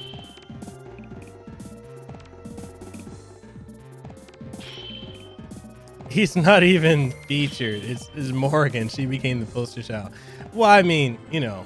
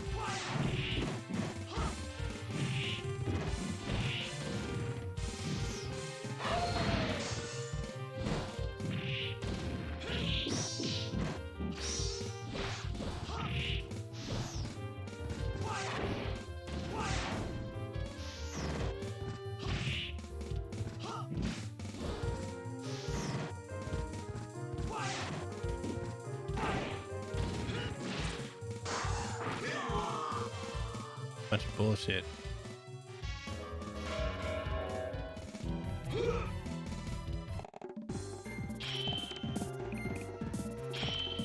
I'm not very good at Darkstalkers, just so you guys know. You can probably tell the way I'm playing this.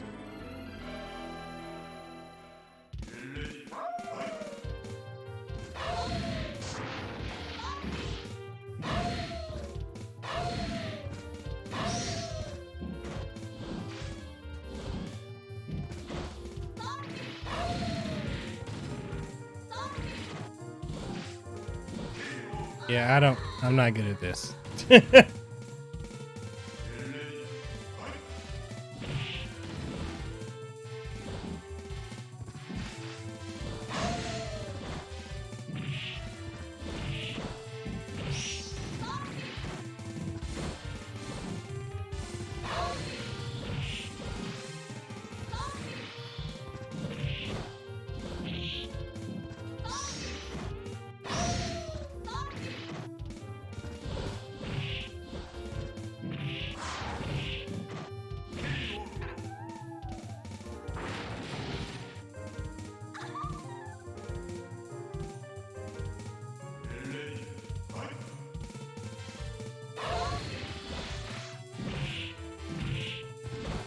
That's fine. Fuck ghouls and ghosts. I don't like that.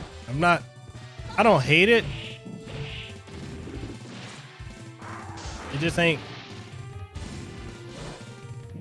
It ain't my preferred game if I gotta pick one.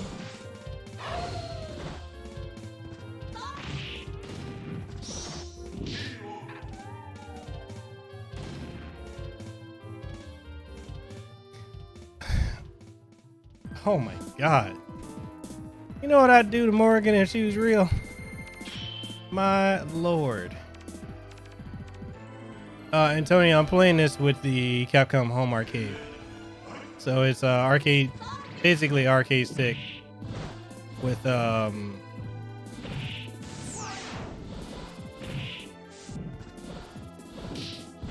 don't know how to do her kick thing.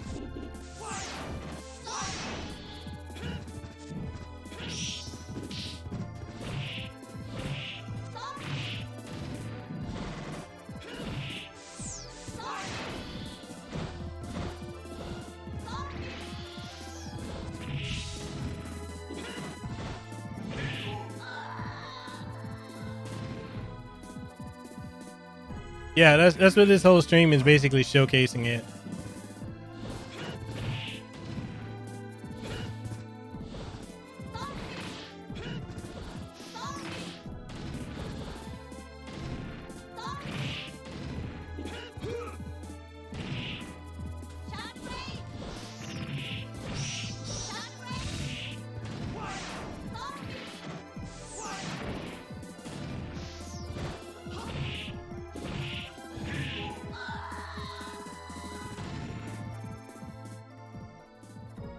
All right, so I'm gonna switch to the left side because for whatever reason, I'm better at fighting games using the other side.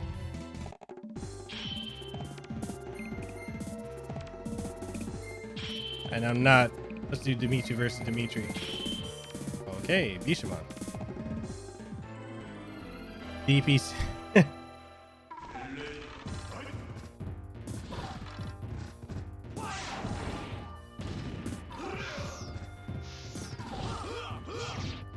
So when I'm playing fighting games, I actually prefer to fight on this side. I don't know why.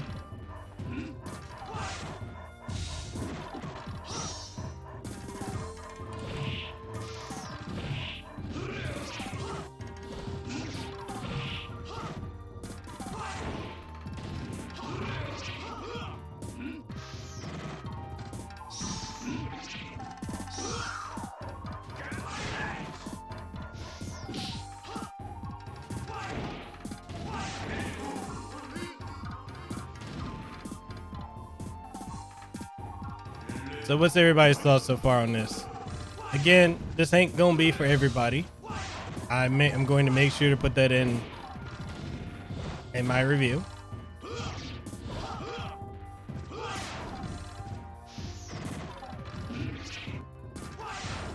Player 2 complex. Hey, wait, what is that? Is that playing on the opposite side?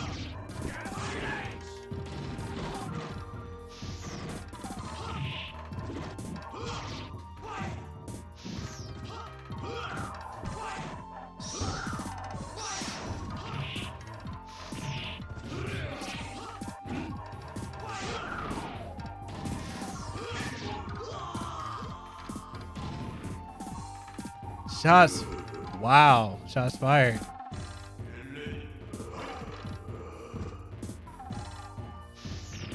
I mean, admittedly, there could be better games on here, like, or more rather. But for what it is, I think compared to like an arcade 1-up, I think it's a better buy overall.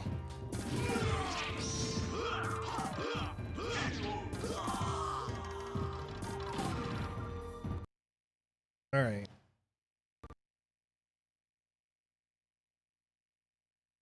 So when I was a kid, I was always player 2 because the older brother always took control over the consoles we had.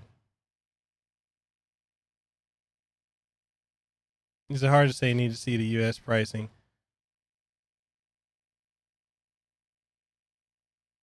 I don't know if it will be coming to the US, to be completely honest.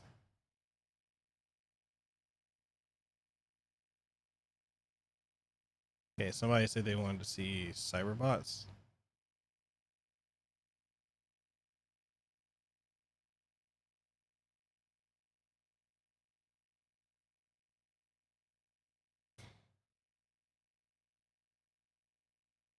Oh, where'd my sound go?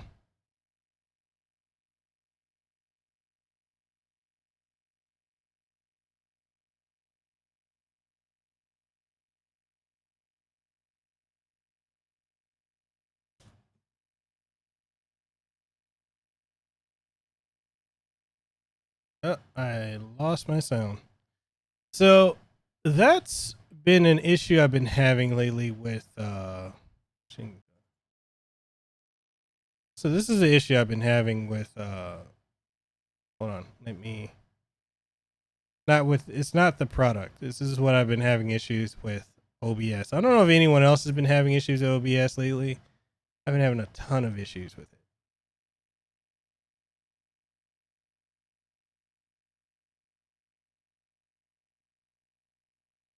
Wait, can y'all still hear me?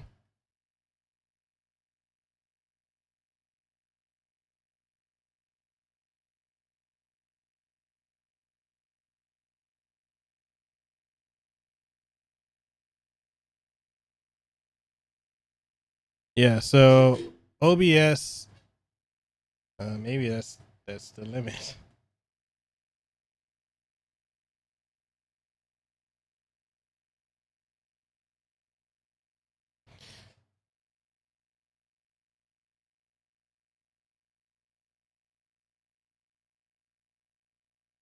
I'm using Streamlabs OBS.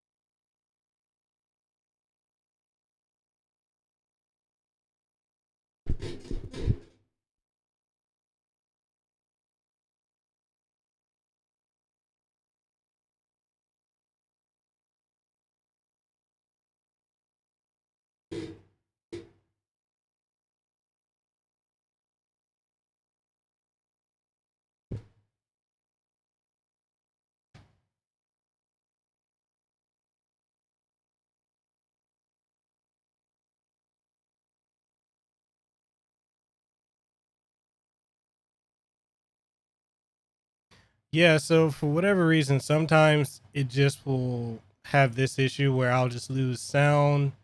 I'll lose the video. Like right now, my video's gone. I have no idea why.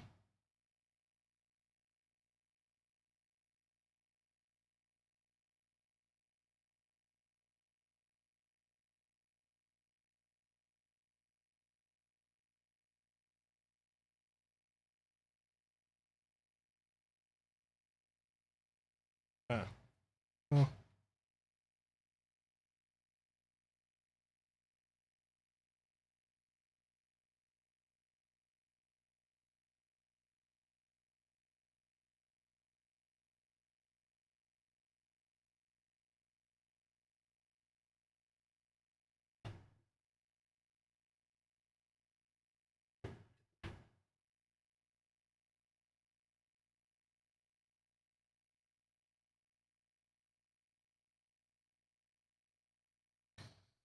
Okay. Deactivate stuff. All right, we're back.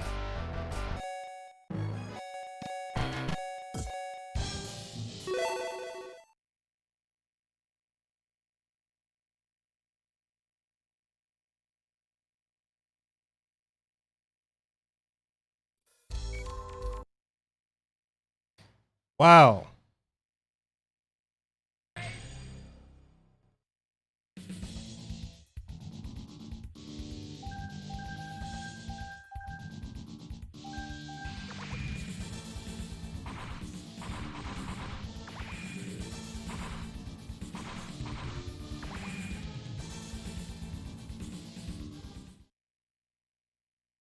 This is kind of making me want to consider going back to using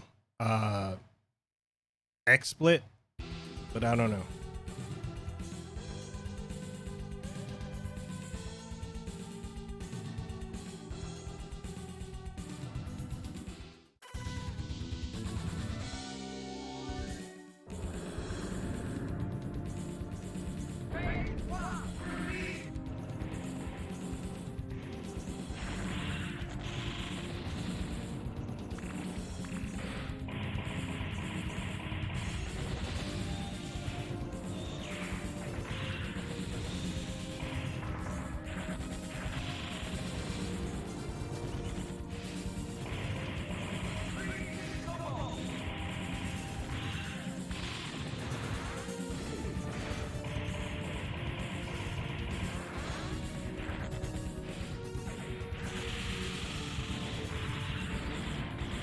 Yeah, you do have to pay for XSplit, but we already bought it. Like, Lehua has a lifetime membership with it. So she uses XSplit. The only reason I stopped using it is because we had one account we were trying to use with both, and whatever I would modify or she would modify would affect one of us. So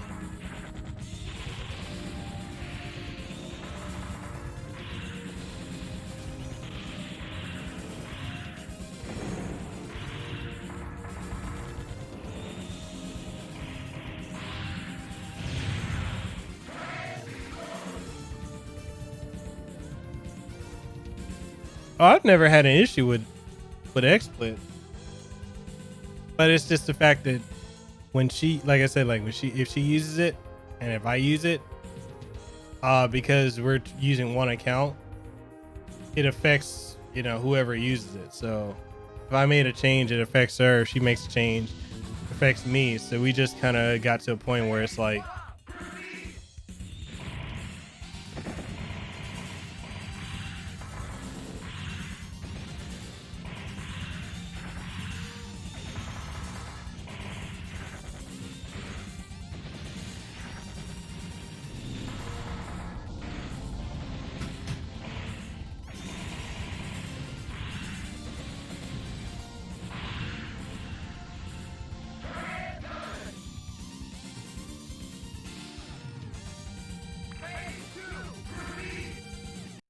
hold on. I put my gaming glasses on. Brought to you by Gunner, the people who ain't sponsoring me that need to be sponsoring me, though.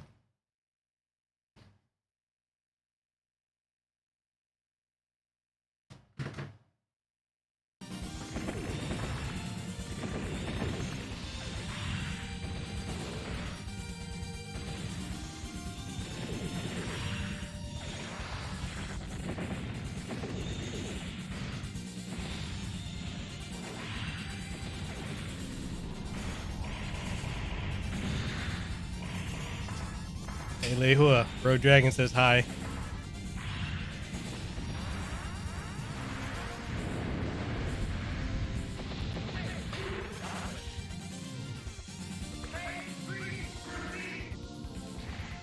And your buddy says you better be playing Astral Chain.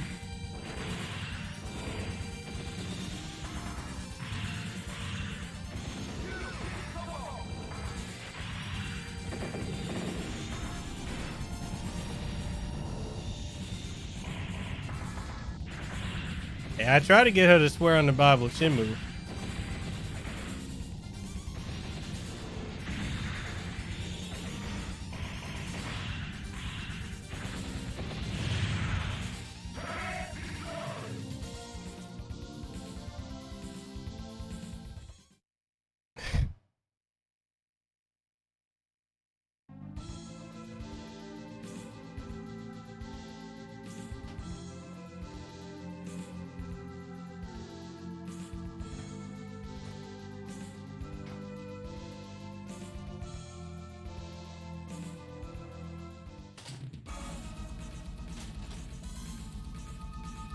I'll look for it later.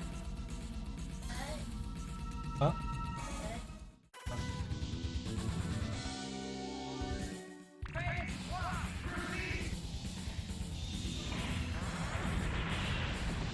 So, you know, one of the other things too I saw is a lot of people that were reviewing this, like,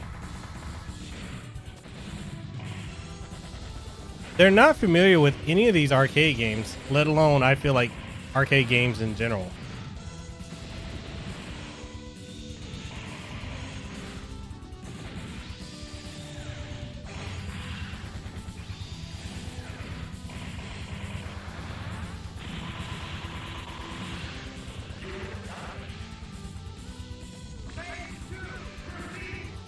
He said Lehua needs to share some of her responsibility for last night too. Hey.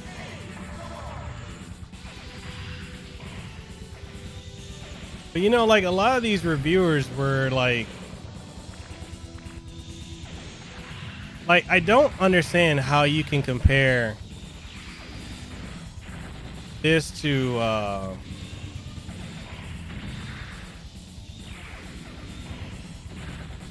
like the SNES Classic or the Sega Genesis.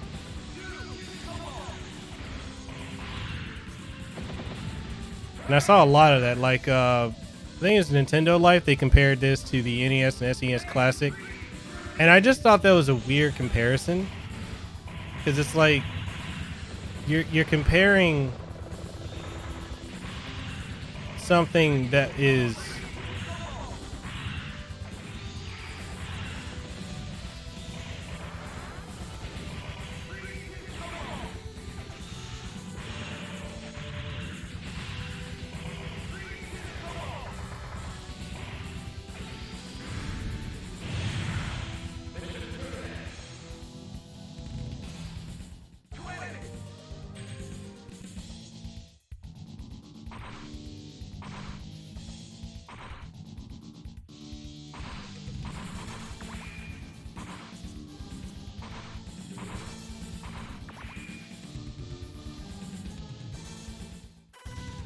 yeah, but then that's still not a, like, I can understand that that's probably the logic they were going with, but I think that's a piss, I'm gonna say it's a piss poor. I'm beating this motherfucker like he stole something from me.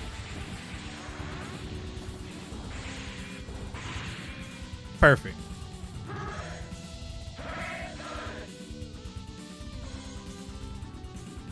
But it's like the idea that you're going to compare something that's virtually not even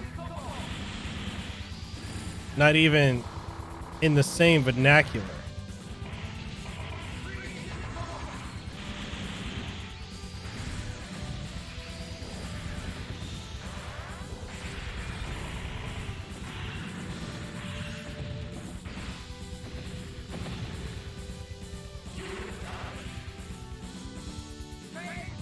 Well, then how do you know they're not already going to do that?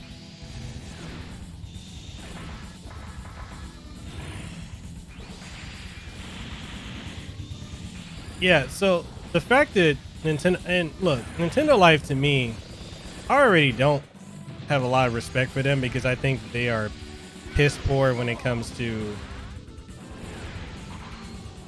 reviewing things. But I think this era now where all they do is compare something to, you know, when especially also when they review things based off of today's standards, I don't think that that's a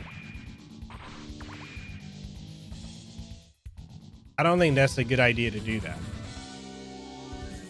But then again, a lot of these people that are reviewers now, they were born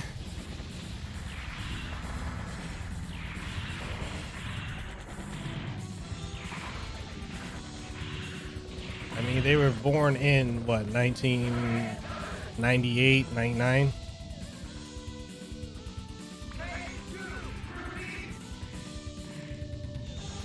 Well, I mean, that's not to say that they're not gonna do that. I was just asking, what makes you think that they're not? I'm just gonna say this: Capcom has a lot of things in the works.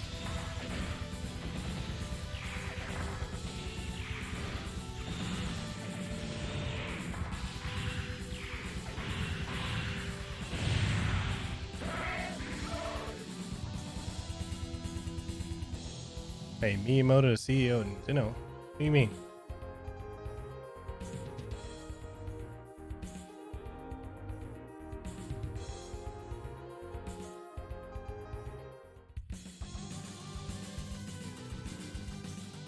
Hey, Rogue, I can't say nothing, okay? I can't say nothing. I'm just asking. I all know they ain't trying to do that already. I can't plead the fifth. He said when a reviewer admits that they've never played something, you can have respect for them. Yeah. And see, I can respect that too. But when you got these people who effectively are writing these reviews and they have no concept of the era when a lot of these games came out,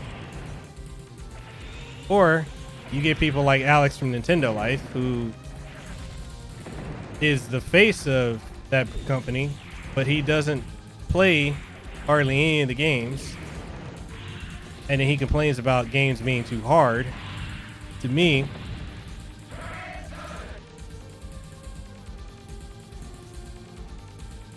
it just tells me that he's just not a good reviewer. And you know, a lot of these people out, I think YouTube gives a lot of people the impression that they are good reviewers when they're not.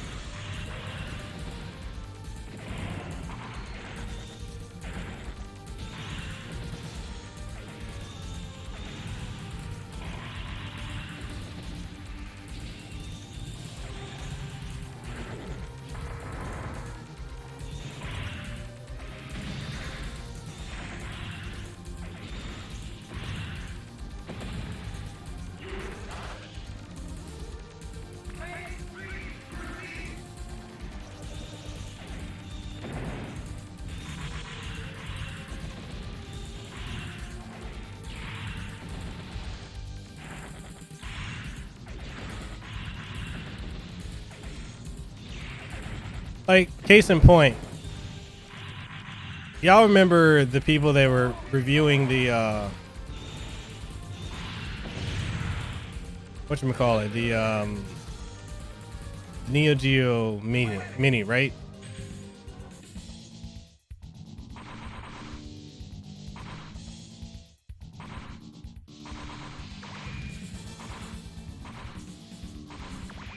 The people that were reviewing the Neo Geo Mini,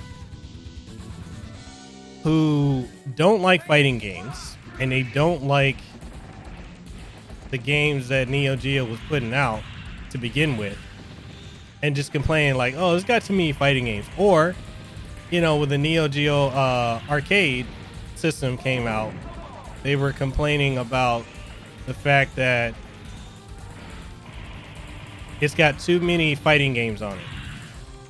And it's like anyone with the intellectual bandwidth of a gnat would understand Neo Geo put out arcade games, arcade fighting games. That is what they are known for. That and Metal Slug. But you got these people who don't have any understanding. They don't know anything other than now, which is fine, you know, if you don't know. But be upfront about that. I hate, you know, if I'm trying to find something out and I can't because I have to deal with people that they don't know anything, and they're the gatekeepers for one.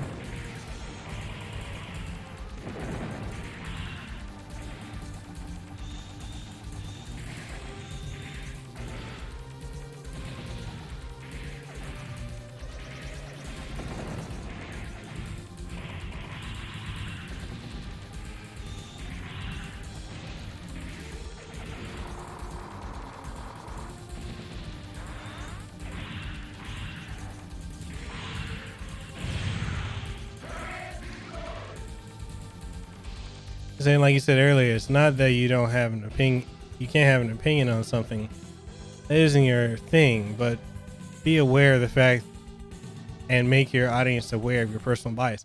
Exactly. Like, for me reviewing this, I'm a Capcom fan.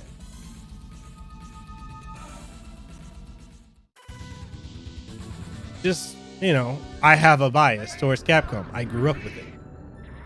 But I'm going to let you know, look, as a fan, this is for me.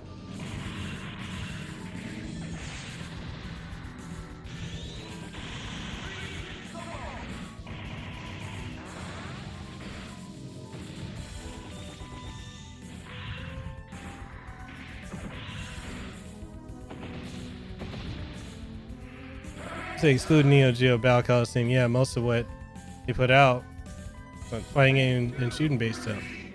But you know, I've seen people like Metal Jesus Rocks and others who complain about the fact that the Neo Geo Mini had nothing primarily but fighting games and not much else. And I'm like, what do you expect from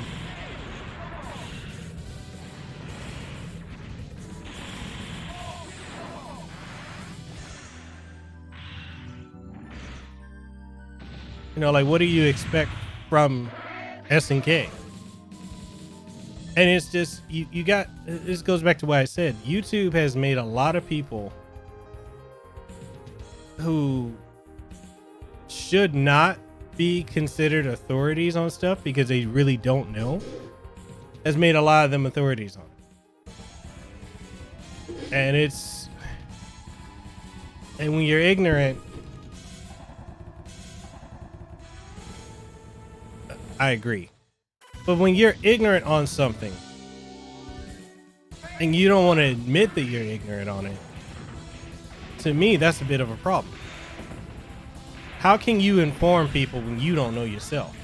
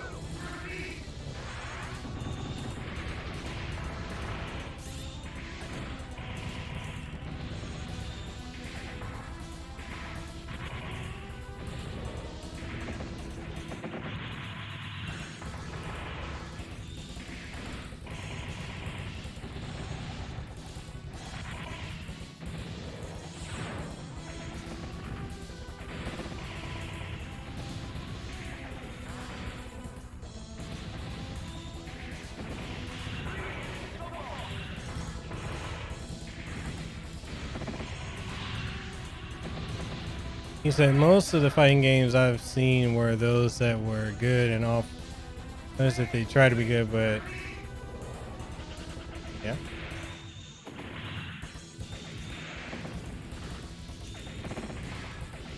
You know, okay, let me say a couple games I would have loved to have seen on this. Saturday Night Slam Masters, Knights of the Round,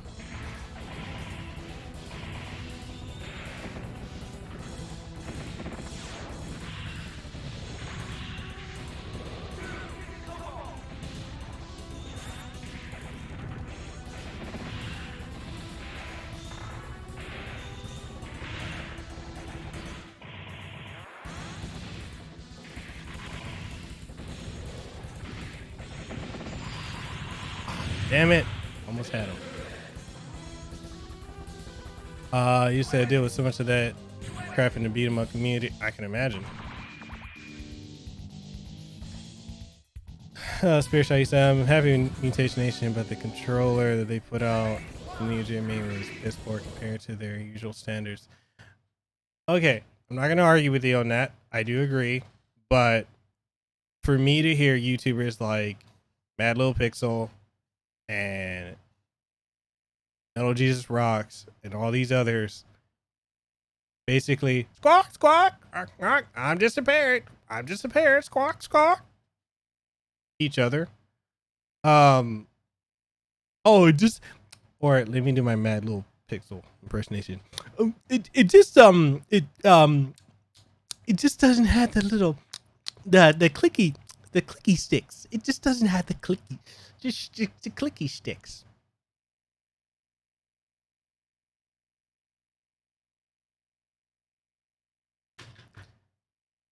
If if you are a YouTuber who is an expert on retro gaming and you don't know what the fuck micro fucking switches are, you have no credibility with me.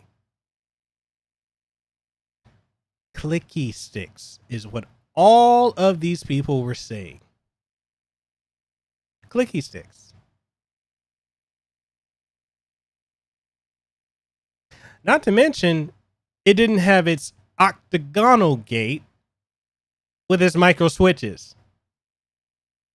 But no, clicky sticks. Clicky sticks. Squawk. Parrot. I parrot. But everyone else is saying squawk.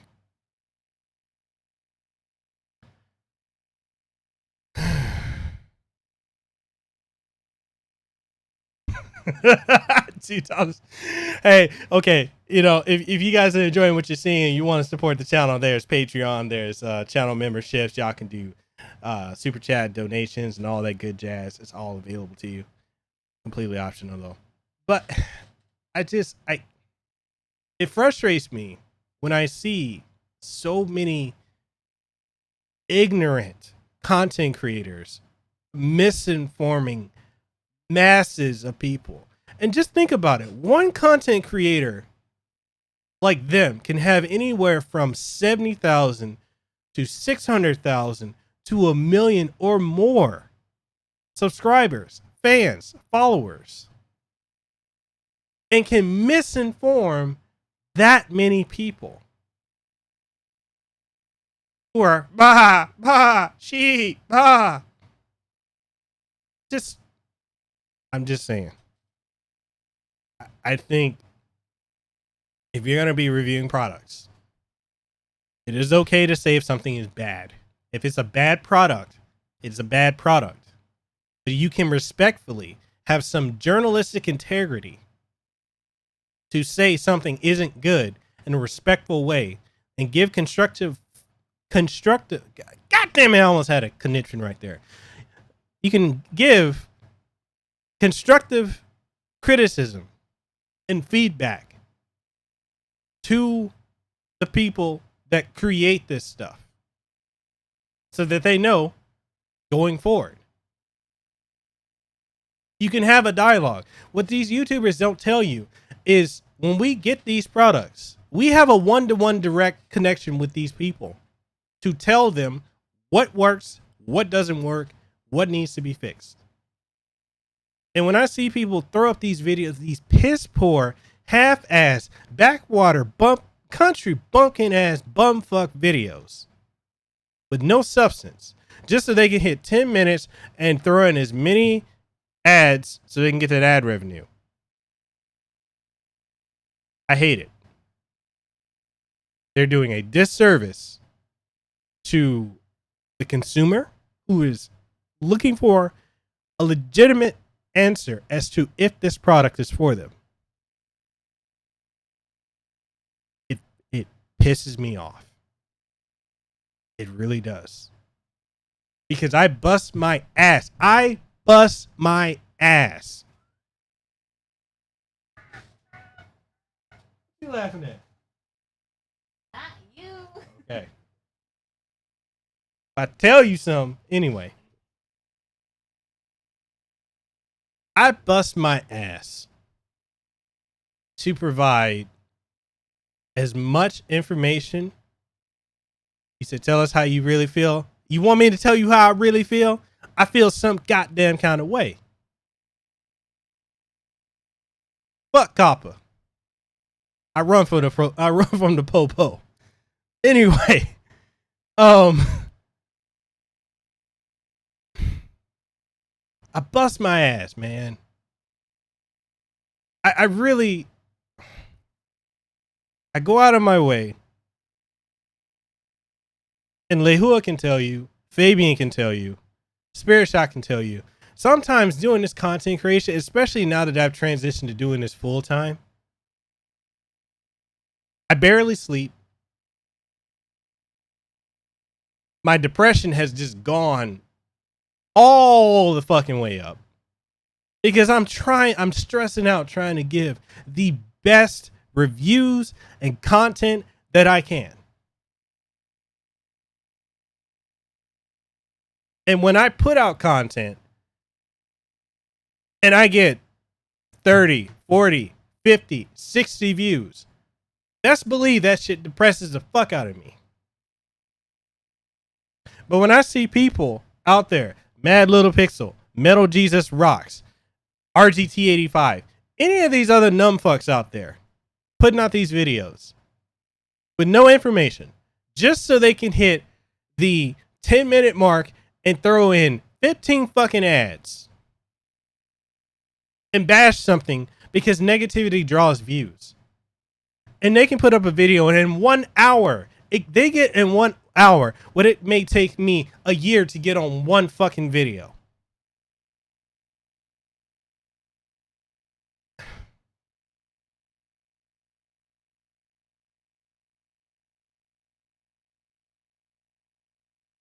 But controversy sells, not integrity.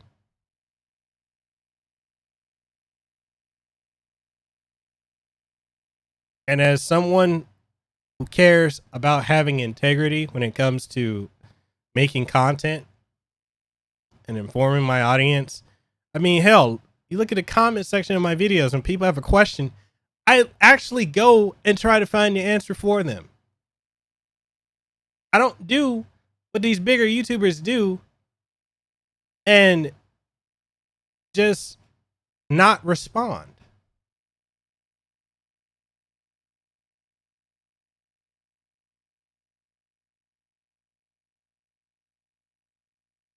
It depresses me. And I'm 3 months in and this is my full-time career and it depresses me. I see it in podcasting. I see it in YouTube. I see it in streaming. It's depressing.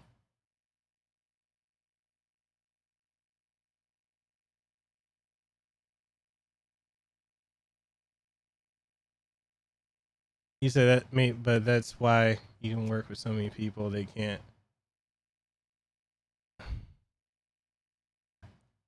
Maybe.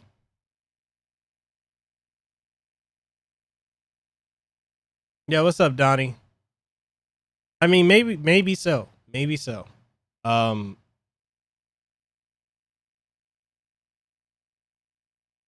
It's something to see how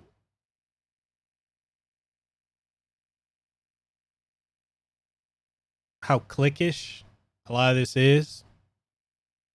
And I'm grateful to have the connections I have. I'm grateful to be able to work with all these different companies and be able to do things that I never would have dreamed. To be able to do what I always wanted to do as a kid, to review games and to put, make this my profession. I'm very grateful for it, but it is absolutely depressing to see the clickbait, no integrity, anything for views. And when people out there that make great content are overlooked because the zeitgeist of content creators, which I don't even want to call these scumbags content creators. They're like tabloids. the fact that they have such a lock on the market.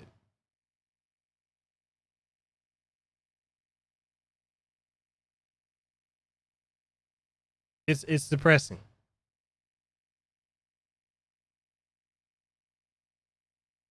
I was told the other day, if I wanted to boost my sub count, my view count, I need to talk about the fact Kamala Harris dropped out of the election race. I need to talk about Black Widow, you know, and put a spin on, oh, they're pandering to SJWs. Or I need to talk about the fact that John Young Bosch is now the voice of Broly instead of Vic Mignogna. I don't want to talk about controversy just so I can get clicks.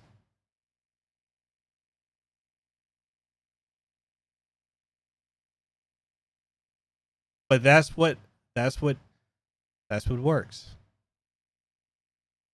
I mean, think about it for a second. I've got over 11,000 subscribers. And yet there are 13 of you in here, which I'm very grateful for, or more, that are watching me. Fabian has over 50,000 subscribers and fluctuates between 50 to 100 viewers, but he's got 50,000 subscribers. Why is it that the people who put out the drama, the clickbait, the bullshit, they can get thousands of people watching because people want to see nonsense?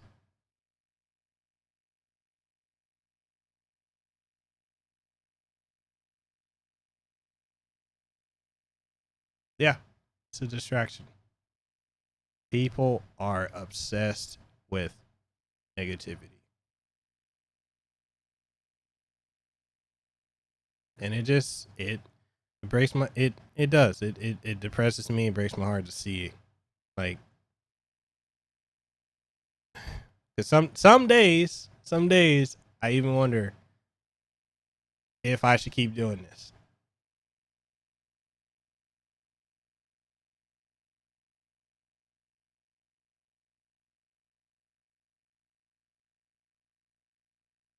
Because I'm starting to lose a passion for this.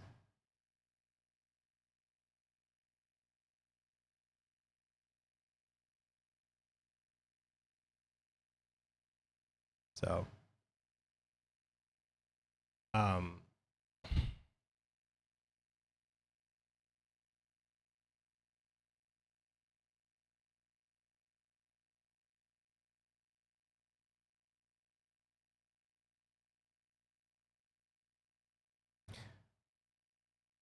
you're right.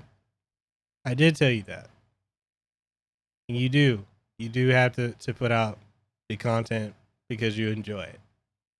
Put out stuff you want to do.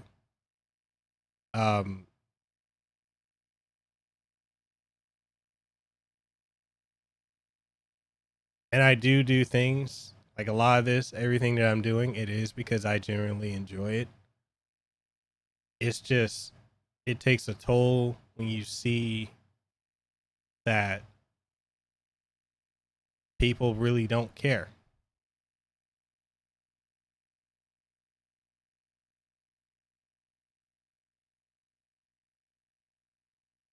And you know, Dan, a lot of people have been telling me that, you know, I need to just keep going at it. Don't give up. It's hard. It's hard, truthfully. Like, for me, in the last week and a half, I have honestly not been motivated to make content, but I'm pushing through it. Like,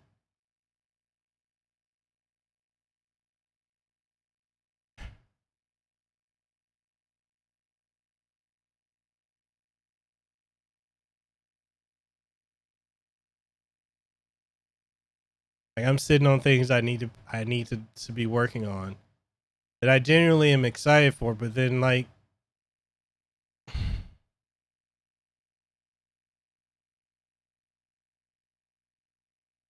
Antonio, you said, I think it comes down to how many gamers nowadays are, they want fast, exciting, controversial, angering content. That's why Angry Joe became popular. Yeah. Spirit Shock, you said, you listen to my bullshit on mental health and helped me a couple bad days. How many of these other content? They wouldn't. A lot of them just ignore people because all they see with their viewers is just dollar signs. Me, I see people. I see people. And this is not even just with YouTube. This is with podcasting too. I mean, there's a YouTuber that hit me up about they're gonna debut some stuff, and basically they're ripping off of my podcast format and everything that I'm doing. And it's just something. It's something to see how many people can take what you do and make something out of it.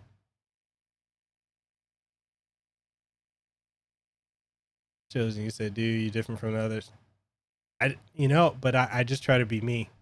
Even as I get demonetized, even as I just sit here and I just shoot straight with you guys, that's just me. I try not to take too much of it on my online presence. When I'm on Twitter or any social media, I try not to go too heavy on it. Or if there's something super controversial, I try not to say it. I save a lot of it for my streams because I know the public perception can be negative. But there's just some things I can't not talk about it. The fact that so many unoriginal, just unoriginal, untalented, not creative people are able to do what they do. And those who have it struggle to get anyone behind them upsets me. I'm not jealous.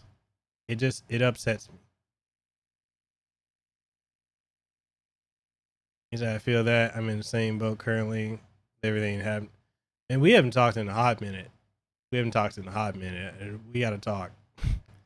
Donnie said, you are my twin brother, but we got separated. I'm very proud of what all you've accomplished thus far. I admire your dedication and effort. I mean, people have,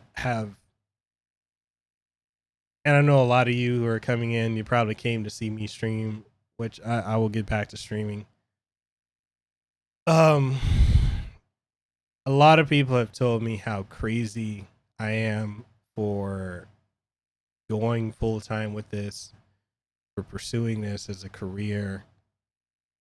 And I think they're right, because you do have to be somewhat crazy.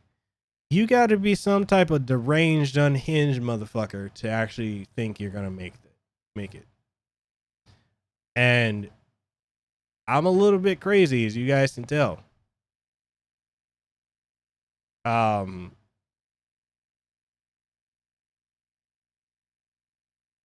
I'm trying to just pursue a dream. I'm 31 years old. Since I was 5, I've always wanted to just do what I've read in game magazines growing up. I wanted to review games and give my impressions and my thoughts, and I mean, I'm doing it now. And there are just days where I'm like, should I keep going? Was everyone right that I was crazy for doing this? But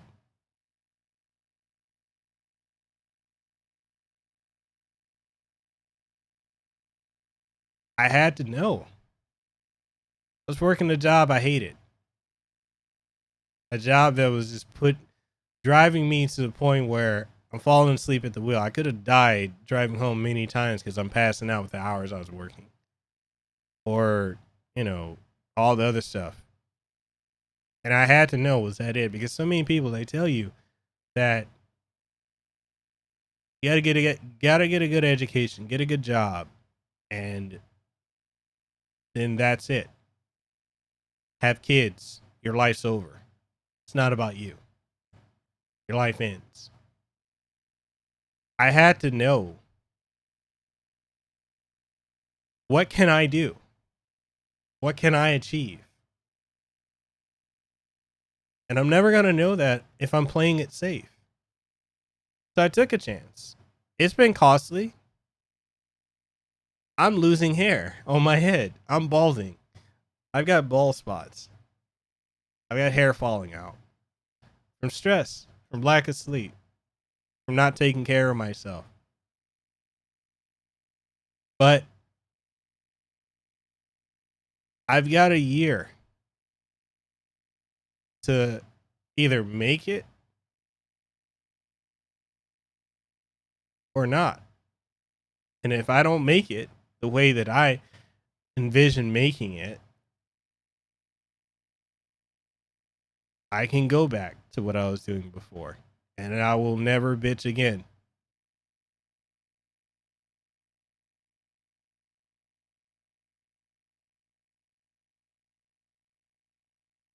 There's something that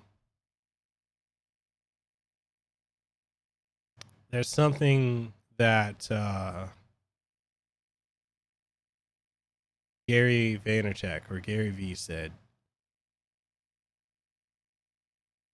It really left an impression on me. And it's, if you want to know what it's like to live life,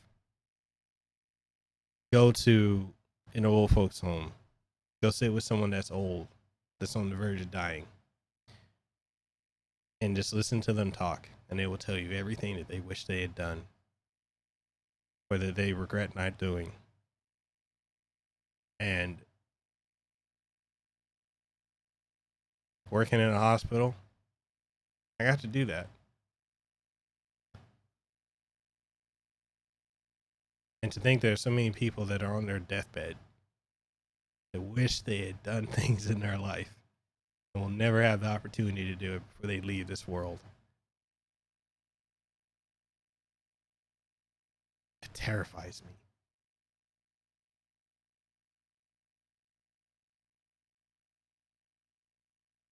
Now, I've almost died how many times? Beat cancer. Could have died from that. And to think there's so many people within the last 10 years that I know that have come and gone. Young, old, in between. And I'm still here. I have to know, what am I actually capable of doing? And if a year from now, if December 2020, if I fail, at least I fucking gave it my all. If I fail, yeah, people are right. I was fucking crazy for doing it. I was an idiot for trying this. But God damn it, I did it.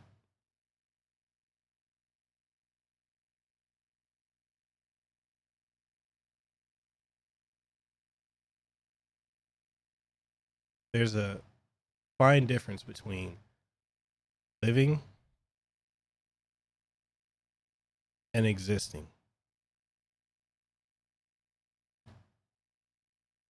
This is the most alive I've ever felt. I am terrified every day I wake up. And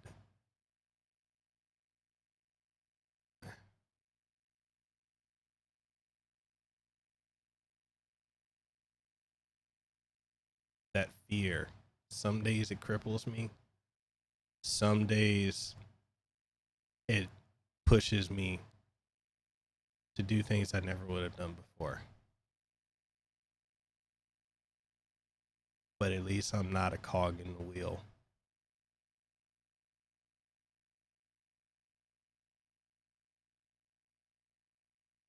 When I was clocking in, when I was being treated like shit, told when to go to sleep, when to wake up, when to go to this job, what to say, what to do, how I could and couldn't do things, I felt like a fucking slave. I didn't feel like I was alive.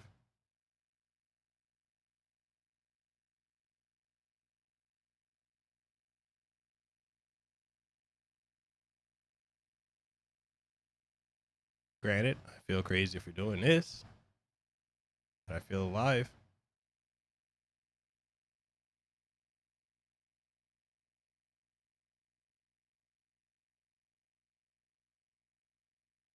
I hope I make it.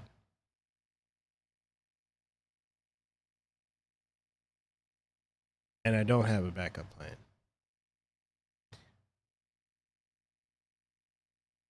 Because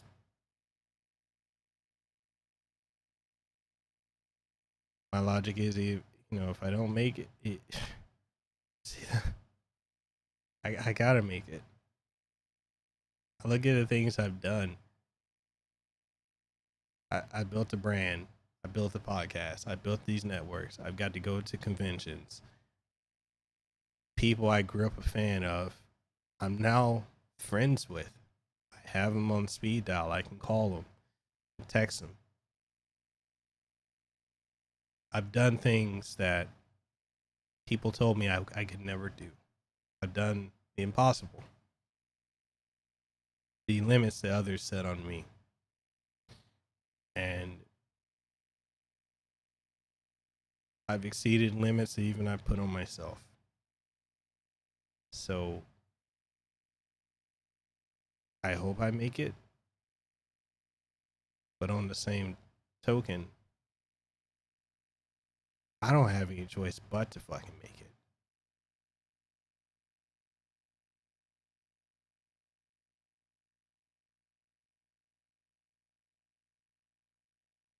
So I apologize, people, if this annoyed you, this talk I'm having here. You're new to my streams. This is what you call a campfire. But yeah.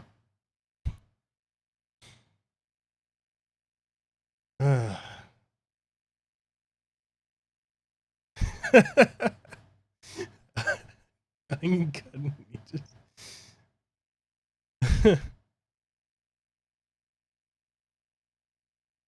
but on some real shit, each and every one of you that is watching and listening, that interact with me, interact with one another, both on streams, off streams, doesn't matter. Thank you. Because you have no idea how much your support fucking matters to me. Because aside from my wife, you guys, and Fabian, I have no support system. I mean, my mother too. I throw her in there because she supports. I have no support system. Nobody believes I can do this.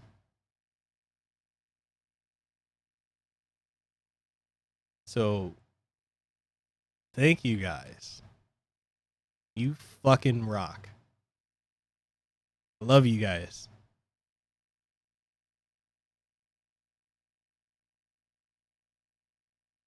Real talk.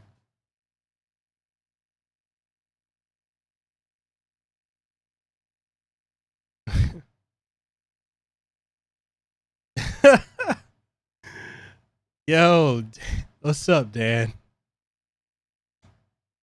How you doing, man? I appreciate that. It was...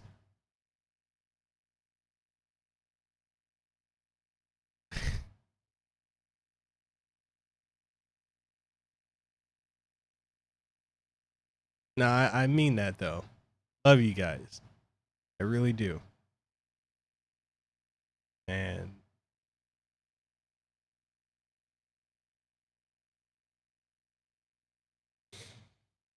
goddamn onion cutting ninjas.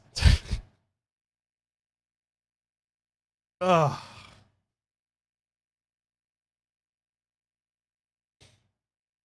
Oh man. Fucking ninjas. So how's everyone doing?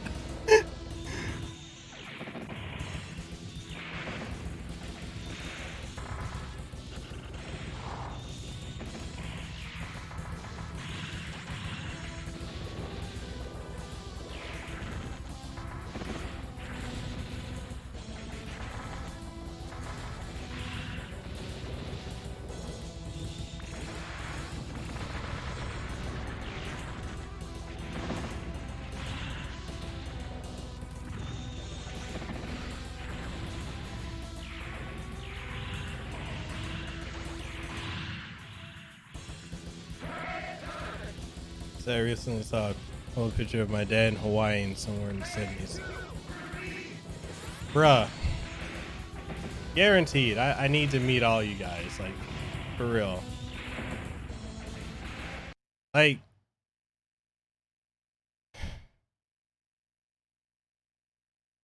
it's something like Fabian and I don't think a lot of people understand like how Fabian and I we met, we started talking to each other like last year,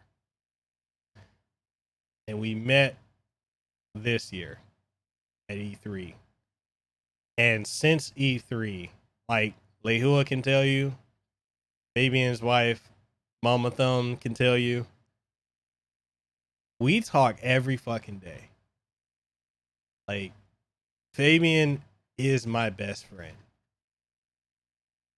And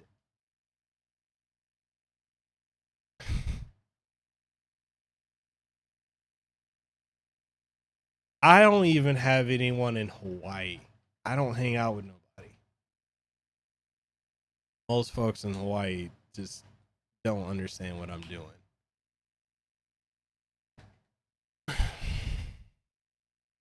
So I don't, that's it.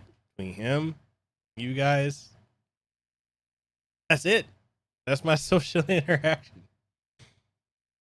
Um it's crazy.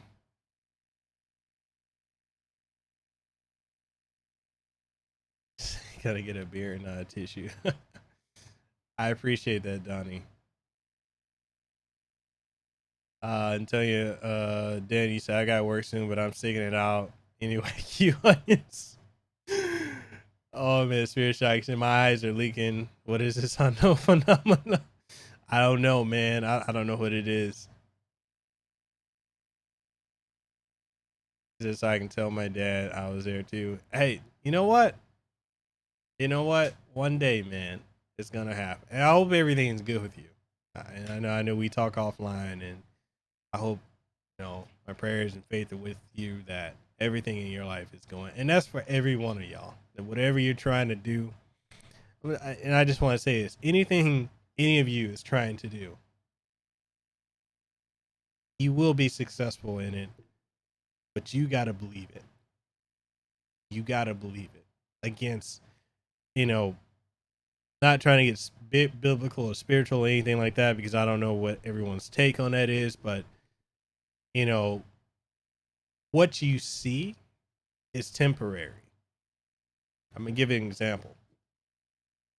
This is rain fuel, right? My energy drink. You can see it. I see it. I picked it up. It was full. I drank the son of a bitch. The fucking thing's empty. So if you can see it, you can change it. That's that Casanova wisdom right there. Dang, you said tuning in, dropping some support from one of the hardest working. That's you, brother. That's you. That's not me. Chosen, you sound believing. I'll see you guys at E3. You will. You will. if there's anything I can do to help support folks and achieving their dreams, I'm all for it. If there's anything you want to do, anyone who's here knows you can just reach out to me. I listen, and I try to help. So, yeah. Spirit, you said, I would meet you, but I don't want to die. Well, I hope Lehua don't kill you. She's over there recording for a Pokemon. He said, I honestly would like to get out there, but no, I understand. Maybe I'll end up in the UK. You never know.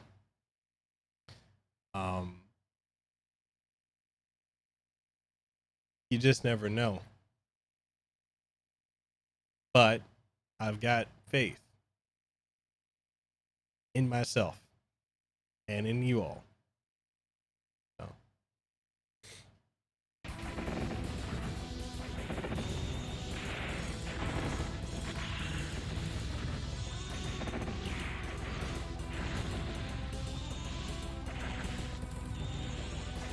Actually, one more thing I want to say, and Dan, I'm making you a mod on here, but I want to say this about Dan Helsham. That's my Soleil. That's my Oos. Samoan brother. When I went to Shaman, as I've said many times on my streams, I hate Chaminade University. I hate damn near everything about my college experience. And the good majority of that shit was done because of myself. I put myself in a lot of precarious situations. But I want to say this, and I got to show love and give respect where respect is due. The one positive aspect of my entire college career was my friendship with Daniel Helsham. My Oos was just there for me. He was the only person that wasn't full of shit and wasn't on that bullshit. And if you knew me back then with all the stuff I was going through, I was incredibly negative and depressed. But Dan was there. I don't really care for damn near anybody from Chaminade, but my Sole, my Uso, my Us, Malo, brother. Malo.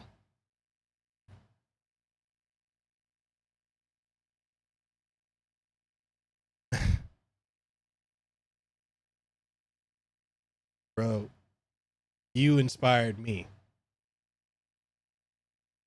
And you were and are one of the hardest working people that I know.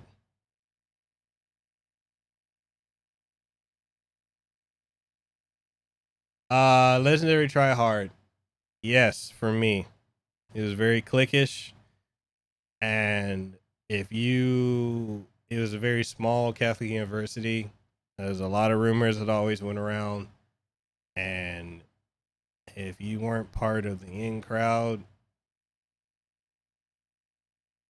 you didn't have a good experience. 5 years I was there. Granted, I take responsibility for how I presented myself and things I did and said as well. But if you weren't popular or cool with folks, rumors just abound. I had rumors going for me for my entire time there. My freshman year, I got kicked out of my dorm because of my gay roommate who started a rumor about his friend and then blamed it on me. Ramon Lopez, I fucking hate you. I say that with love.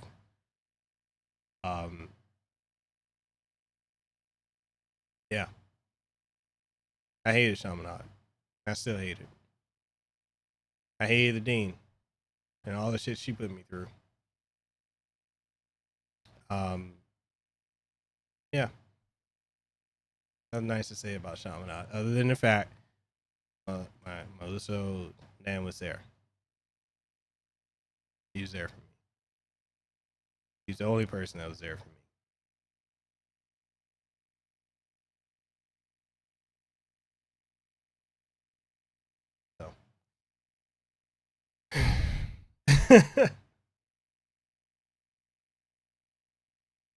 Bro. Oh man, we used to have. I remember the student center. Yeah, we used to do a lot of play a lot of games on the laptops on that I would rent out from. I can't even think of what that on campus thing was. But I'd rent the laptops. I'd bring the controllers and put the emulators on them. It was fun times though. Now for real though, Dan, like brother, I love you, man. Thank you so much for being there for me when I'm trying not to tear up right now because I don't think you understand how much you're being there for me, man, when I was going through so much of that shit in Chaminade, man.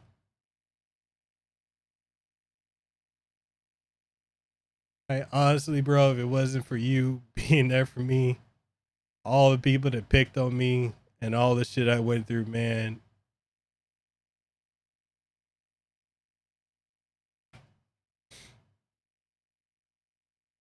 Thank you, bro.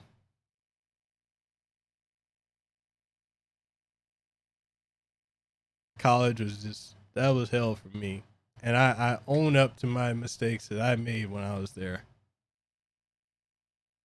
But there were some cruel people in that Catholic college.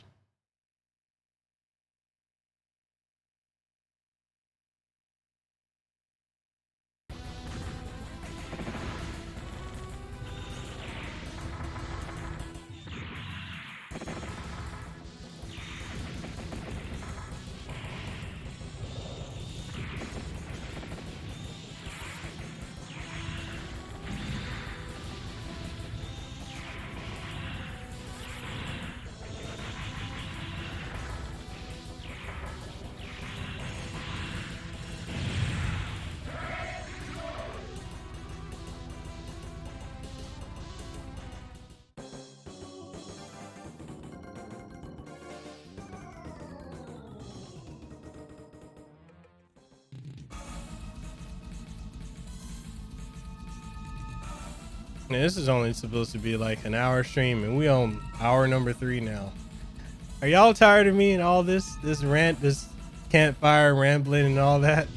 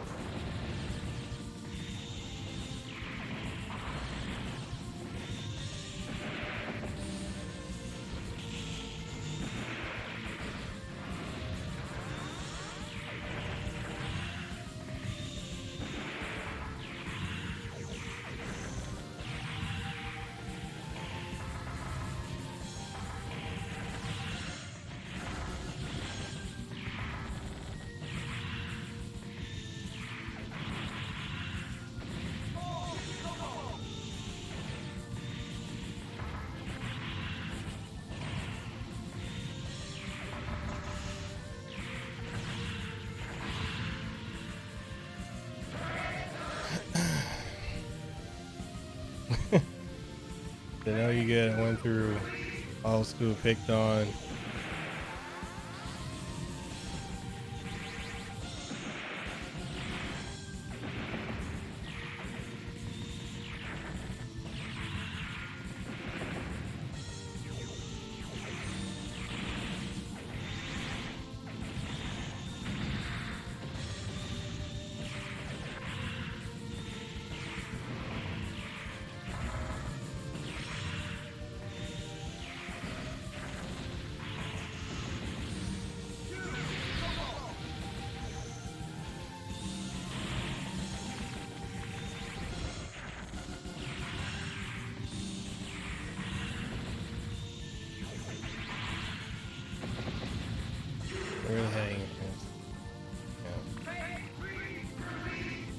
right, Rebel, you have a good night. What other game y'all want to see me play on here?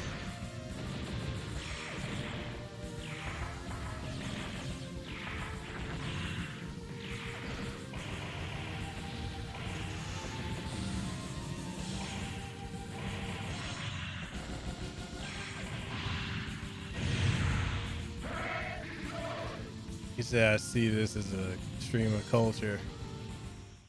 Culture and passion, man.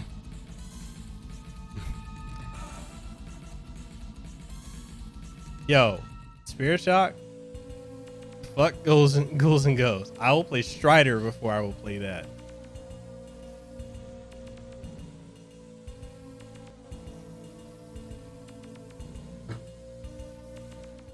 Okay, Final Fight or Strider?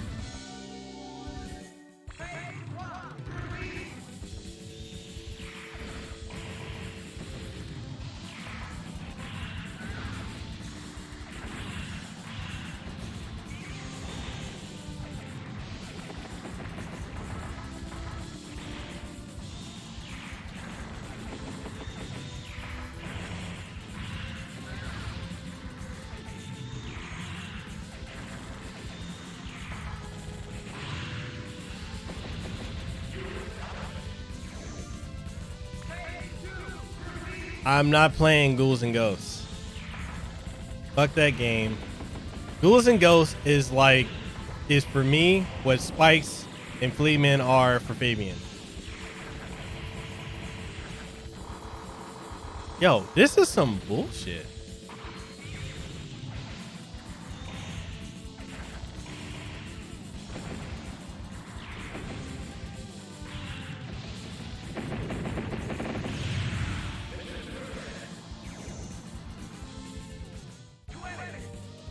Okay, yes, I did technically say that.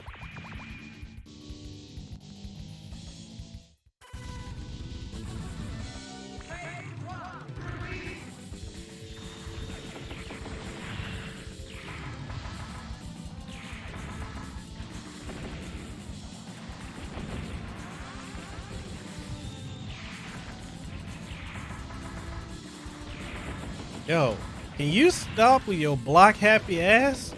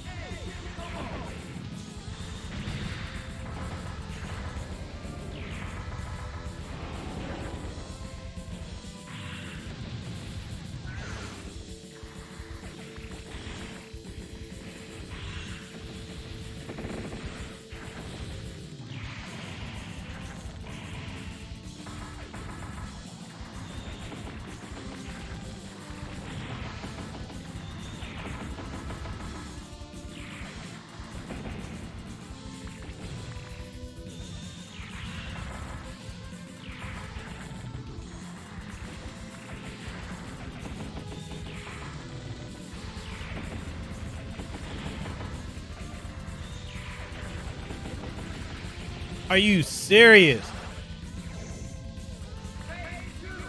What? Bro, that was some bullshit.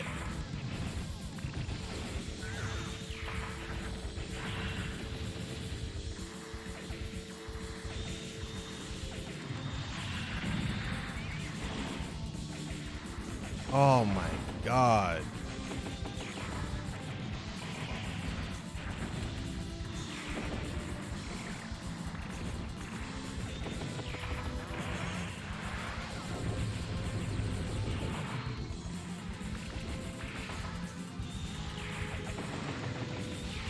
You know, if I knew all the damn moves, I'd probably win.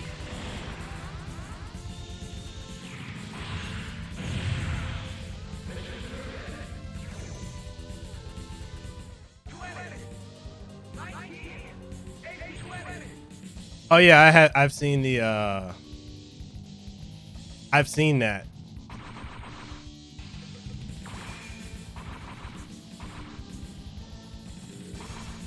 Not gonna lie, I'm pretty hyped about that. I would love to try it if I had people to play with.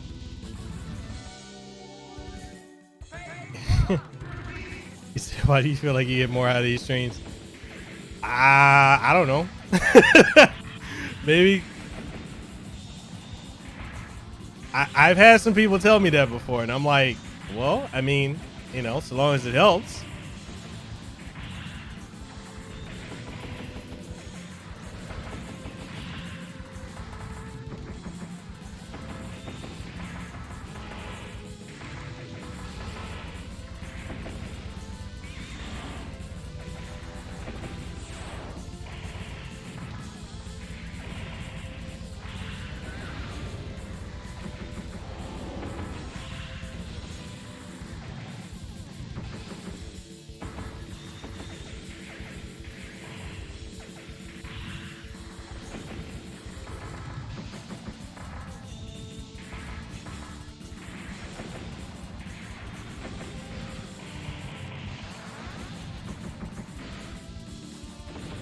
Thank you. Finally got a win. All right, hold on. MK is a celebrity and doesn't know it. I don't know. He said, I'm glad I was positive from back then gaming and that boring macroeconomics class. Sorry, this friendship and the rest is history. So, it's true. It's true. That CM Punk, WWE, video games, and Punisher.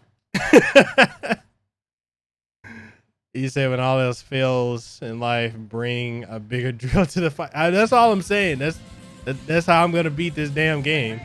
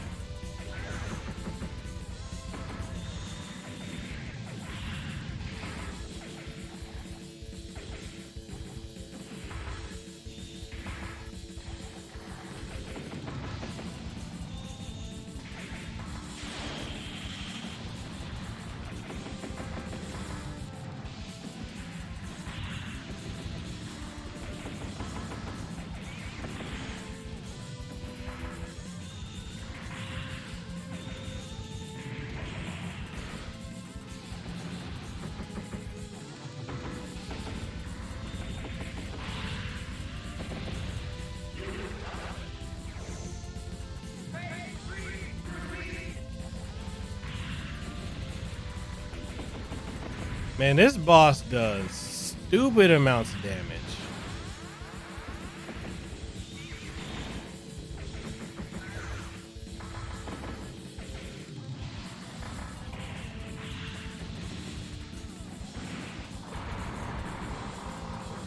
Are you serious?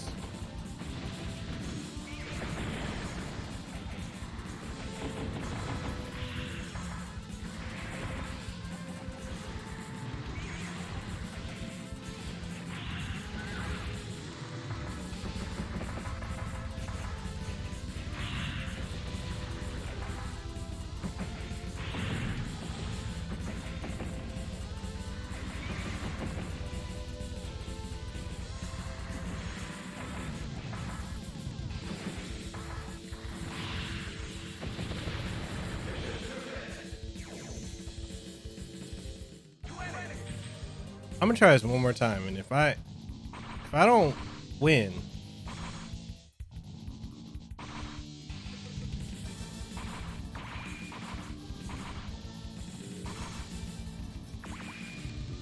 well,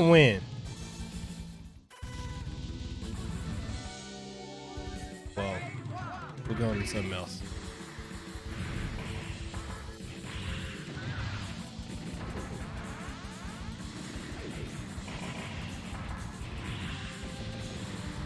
I mean, this is just ridiculous.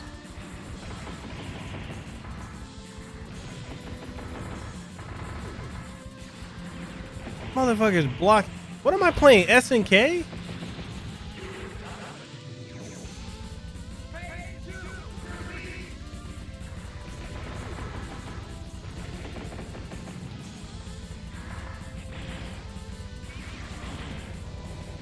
Oh my god.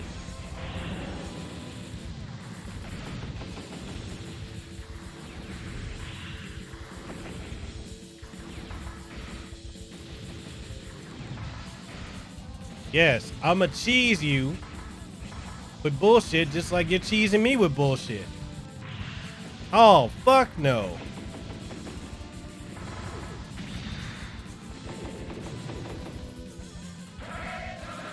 Just like YouTube.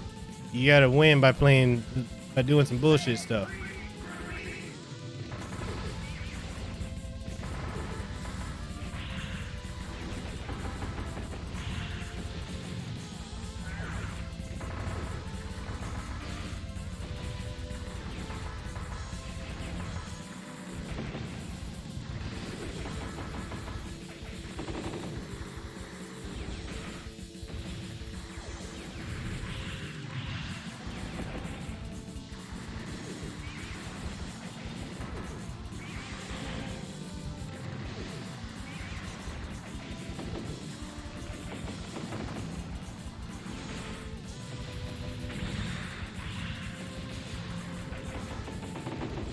See?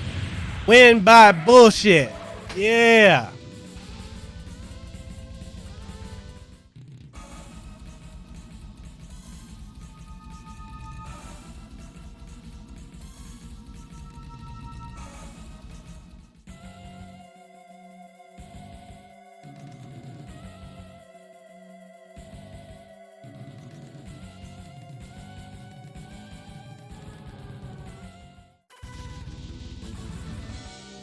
Wait.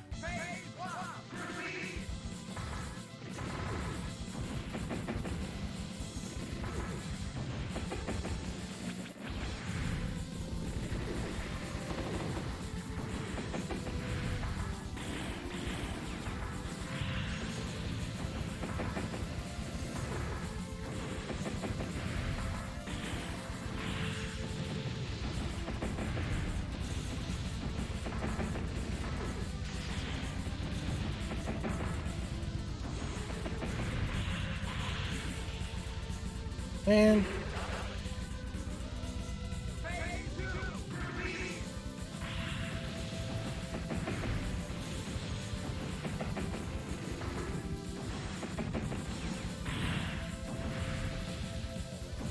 Man, this is some full grade A, USDA certified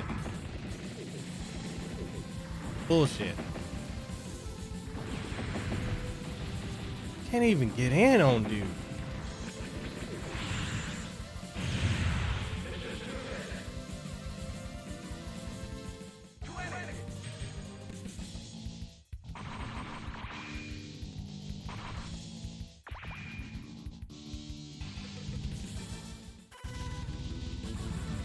I know, they know the bullshittery tactic.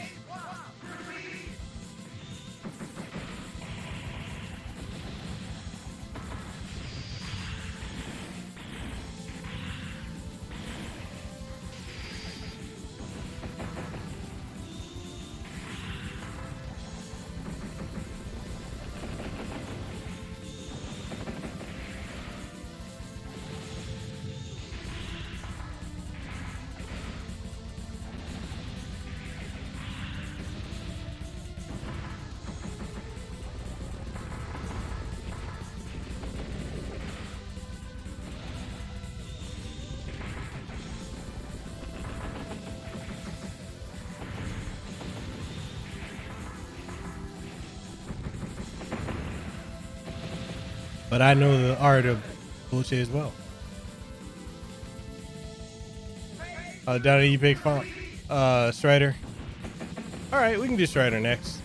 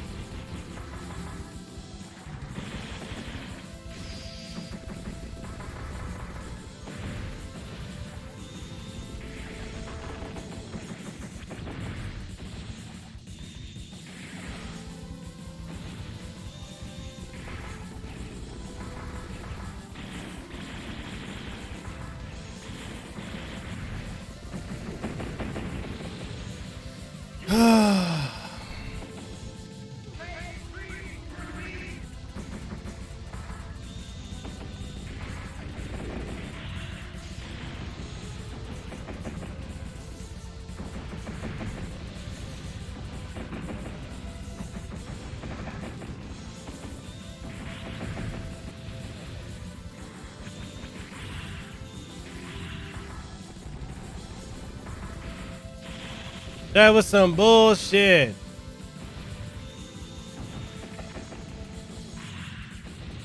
This son of a...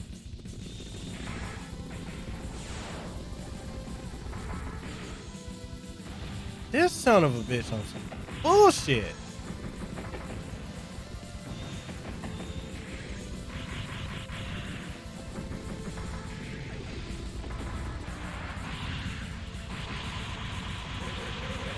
Are you serious, my guy? That was, oh my god. No, we running that shit back.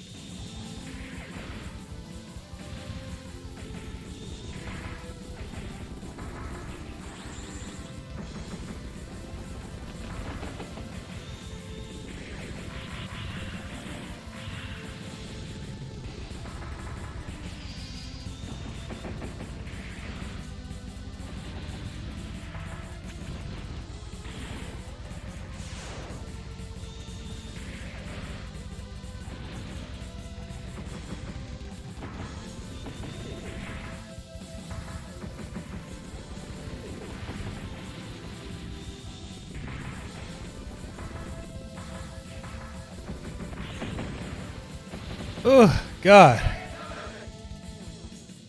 It's all right.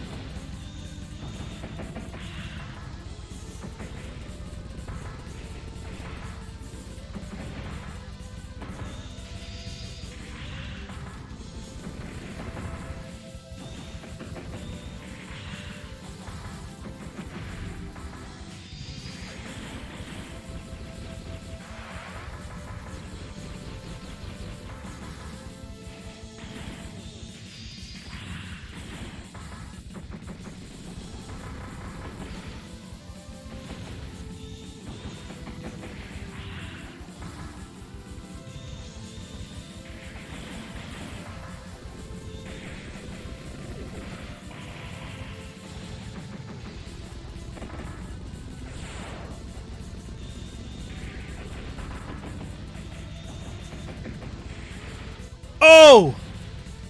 Woo! That was close.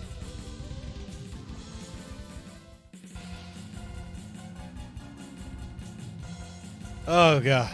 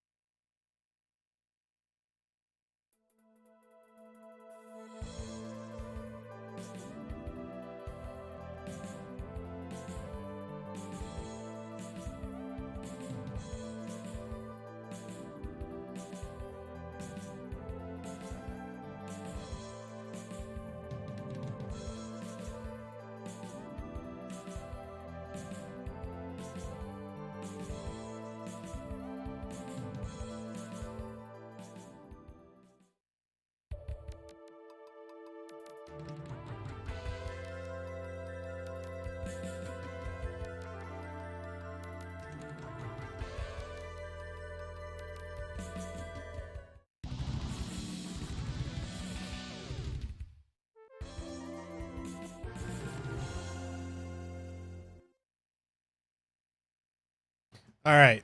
So final game. You guys want to do Strider or Final Fight or something else? Not Ghosts and Goblins or Ghouls and Goblins.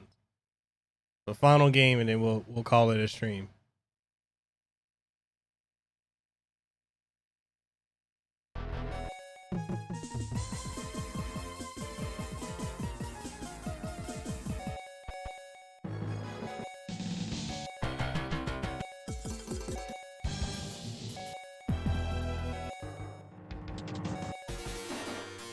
Okay, we got one for Final Fight.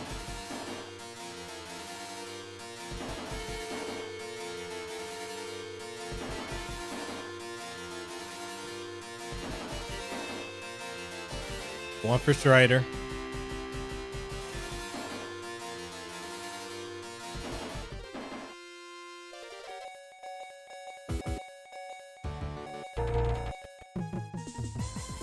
Damn, 3 for Strider.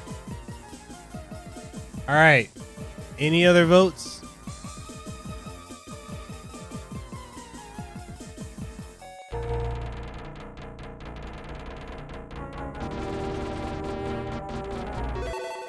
There we go with Strider.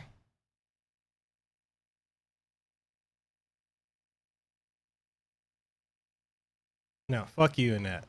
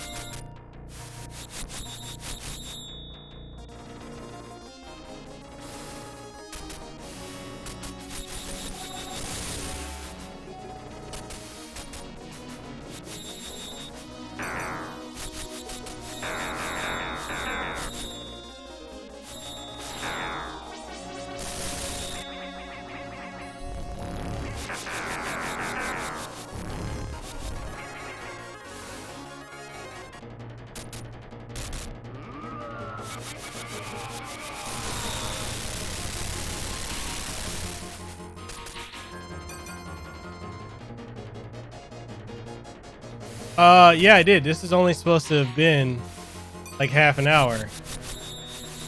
And it turned into this super long stream.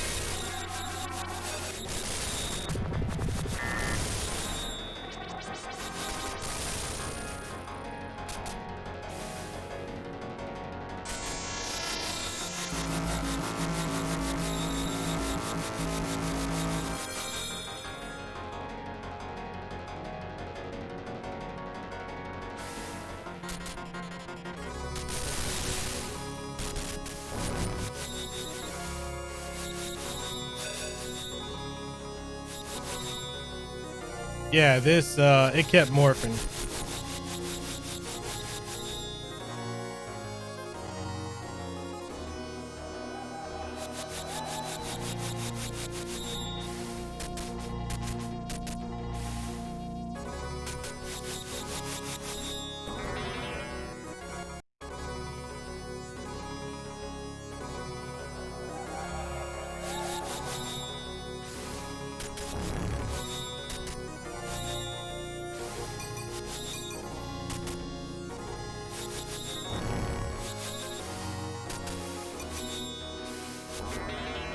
Yeah, this is not gonna lie.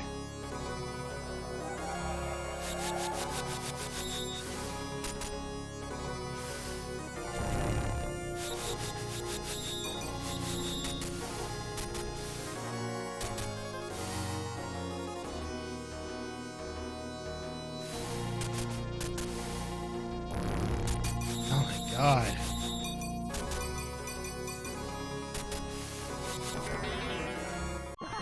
Jesus Christ.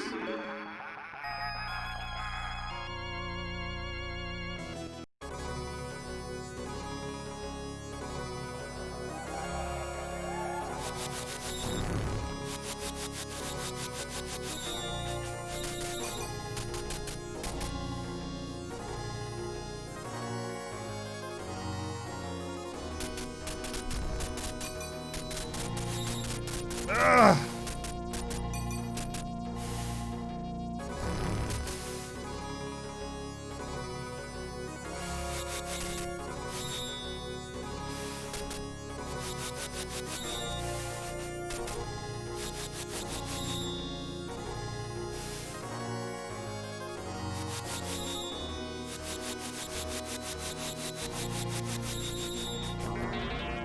Are you serious?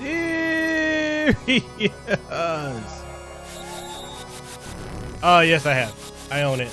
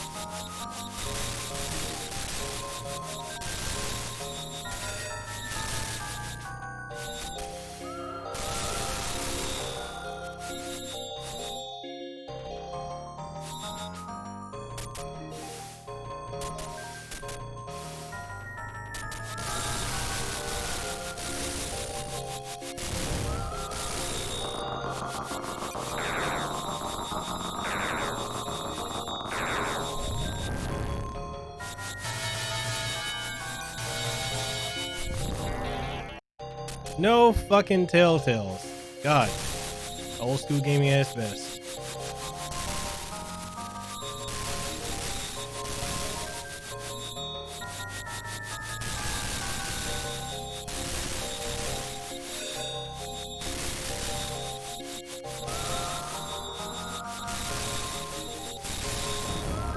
Son of a bitch.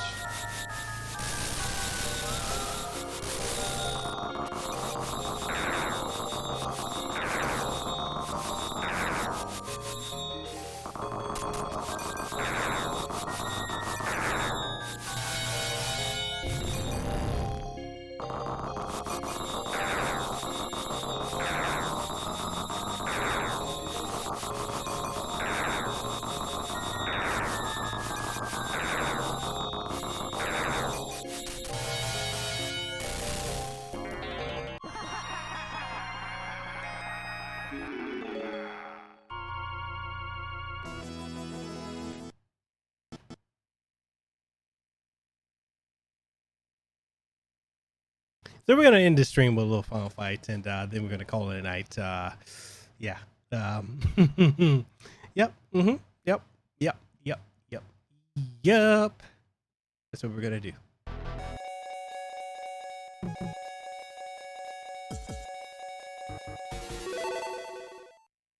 No. No. Fuck you and your ghouls and goblins.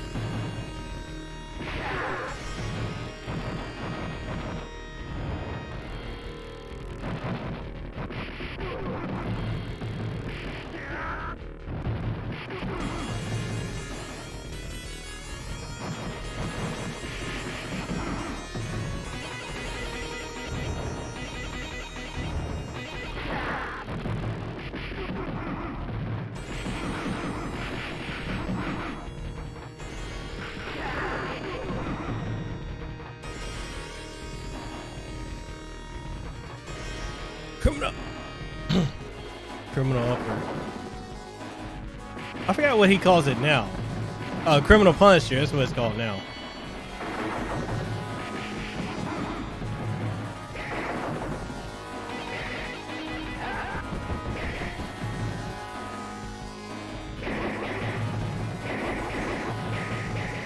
Punishment by fish.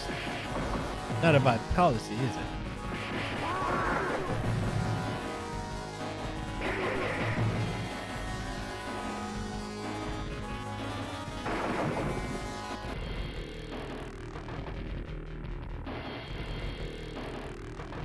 Yes, sir.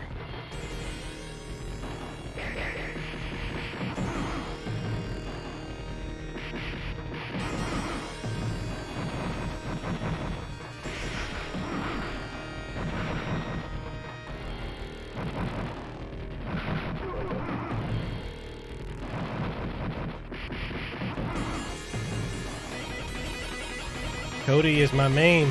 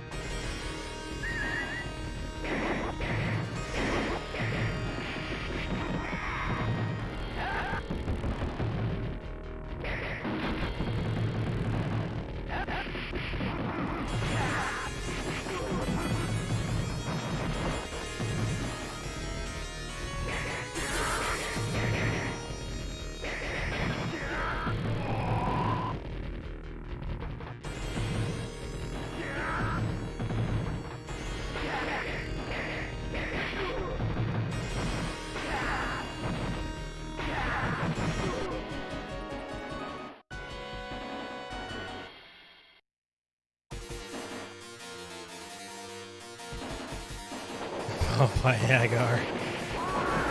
I mean, honestly, Hagar is like the best character in this game.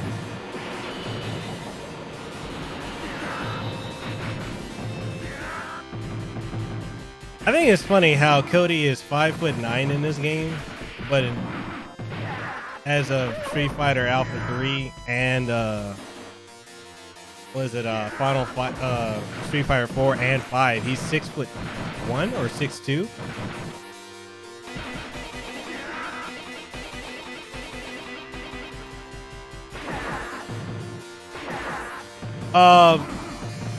In Japan, it's whatever you want to think they are.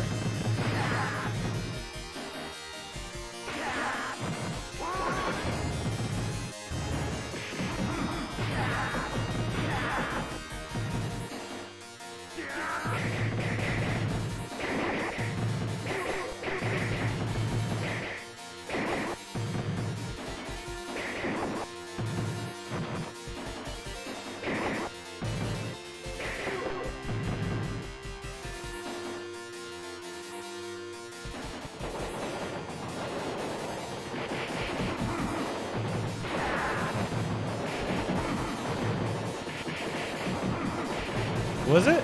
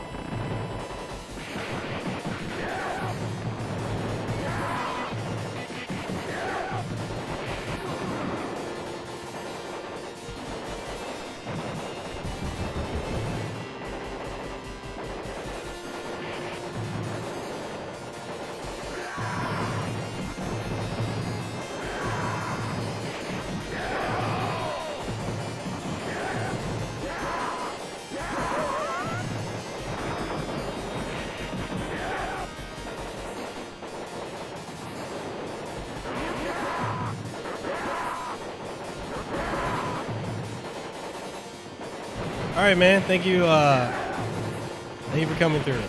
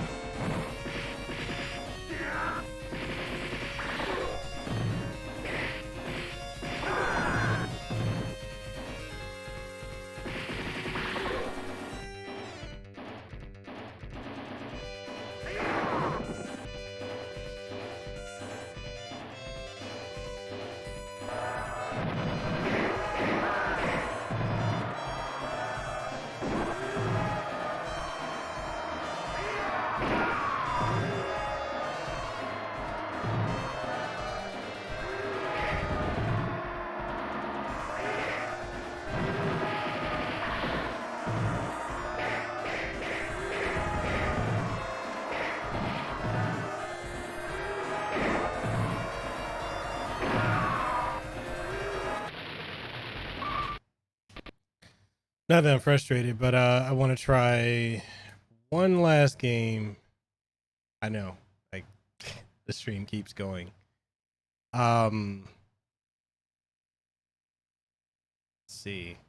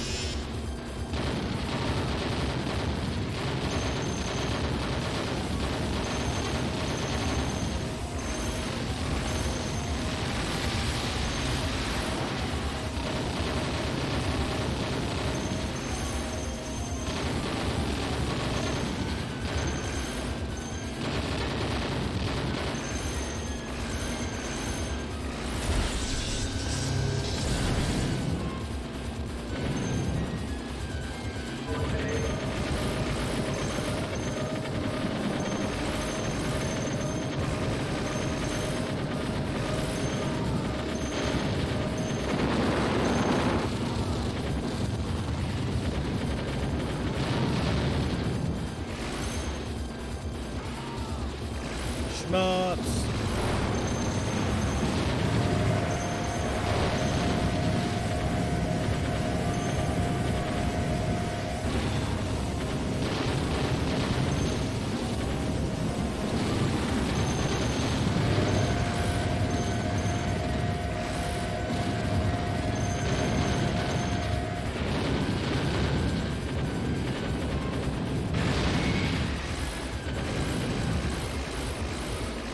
My damn power on back. Look at that beautiful slowdown. And would you believe that some of the folks reviewing this actually criticize the fact that some of these games have slowdown? I'm like, a lot of the arcade games had slowdown in them. Like, have they not played Double Dragon, the original Double Dragon?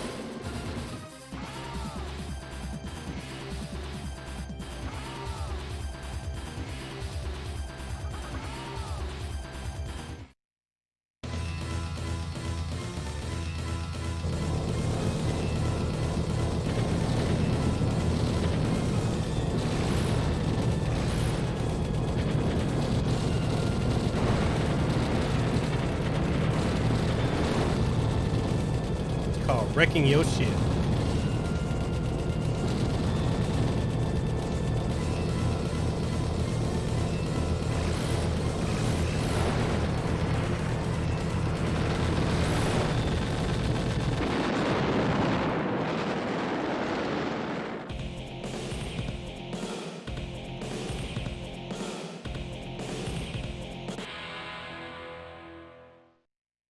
Okay, so we're gonna end it there because if I keep going, it's gonna be late. So with that being said, guys, thank you for coming through on the stream. I had a blast. Had some good laughs, some good tears, some good times, some good talks, good people. And this is, you know, if you're new to the channel, you haven't subscribed, subscribe to the channel.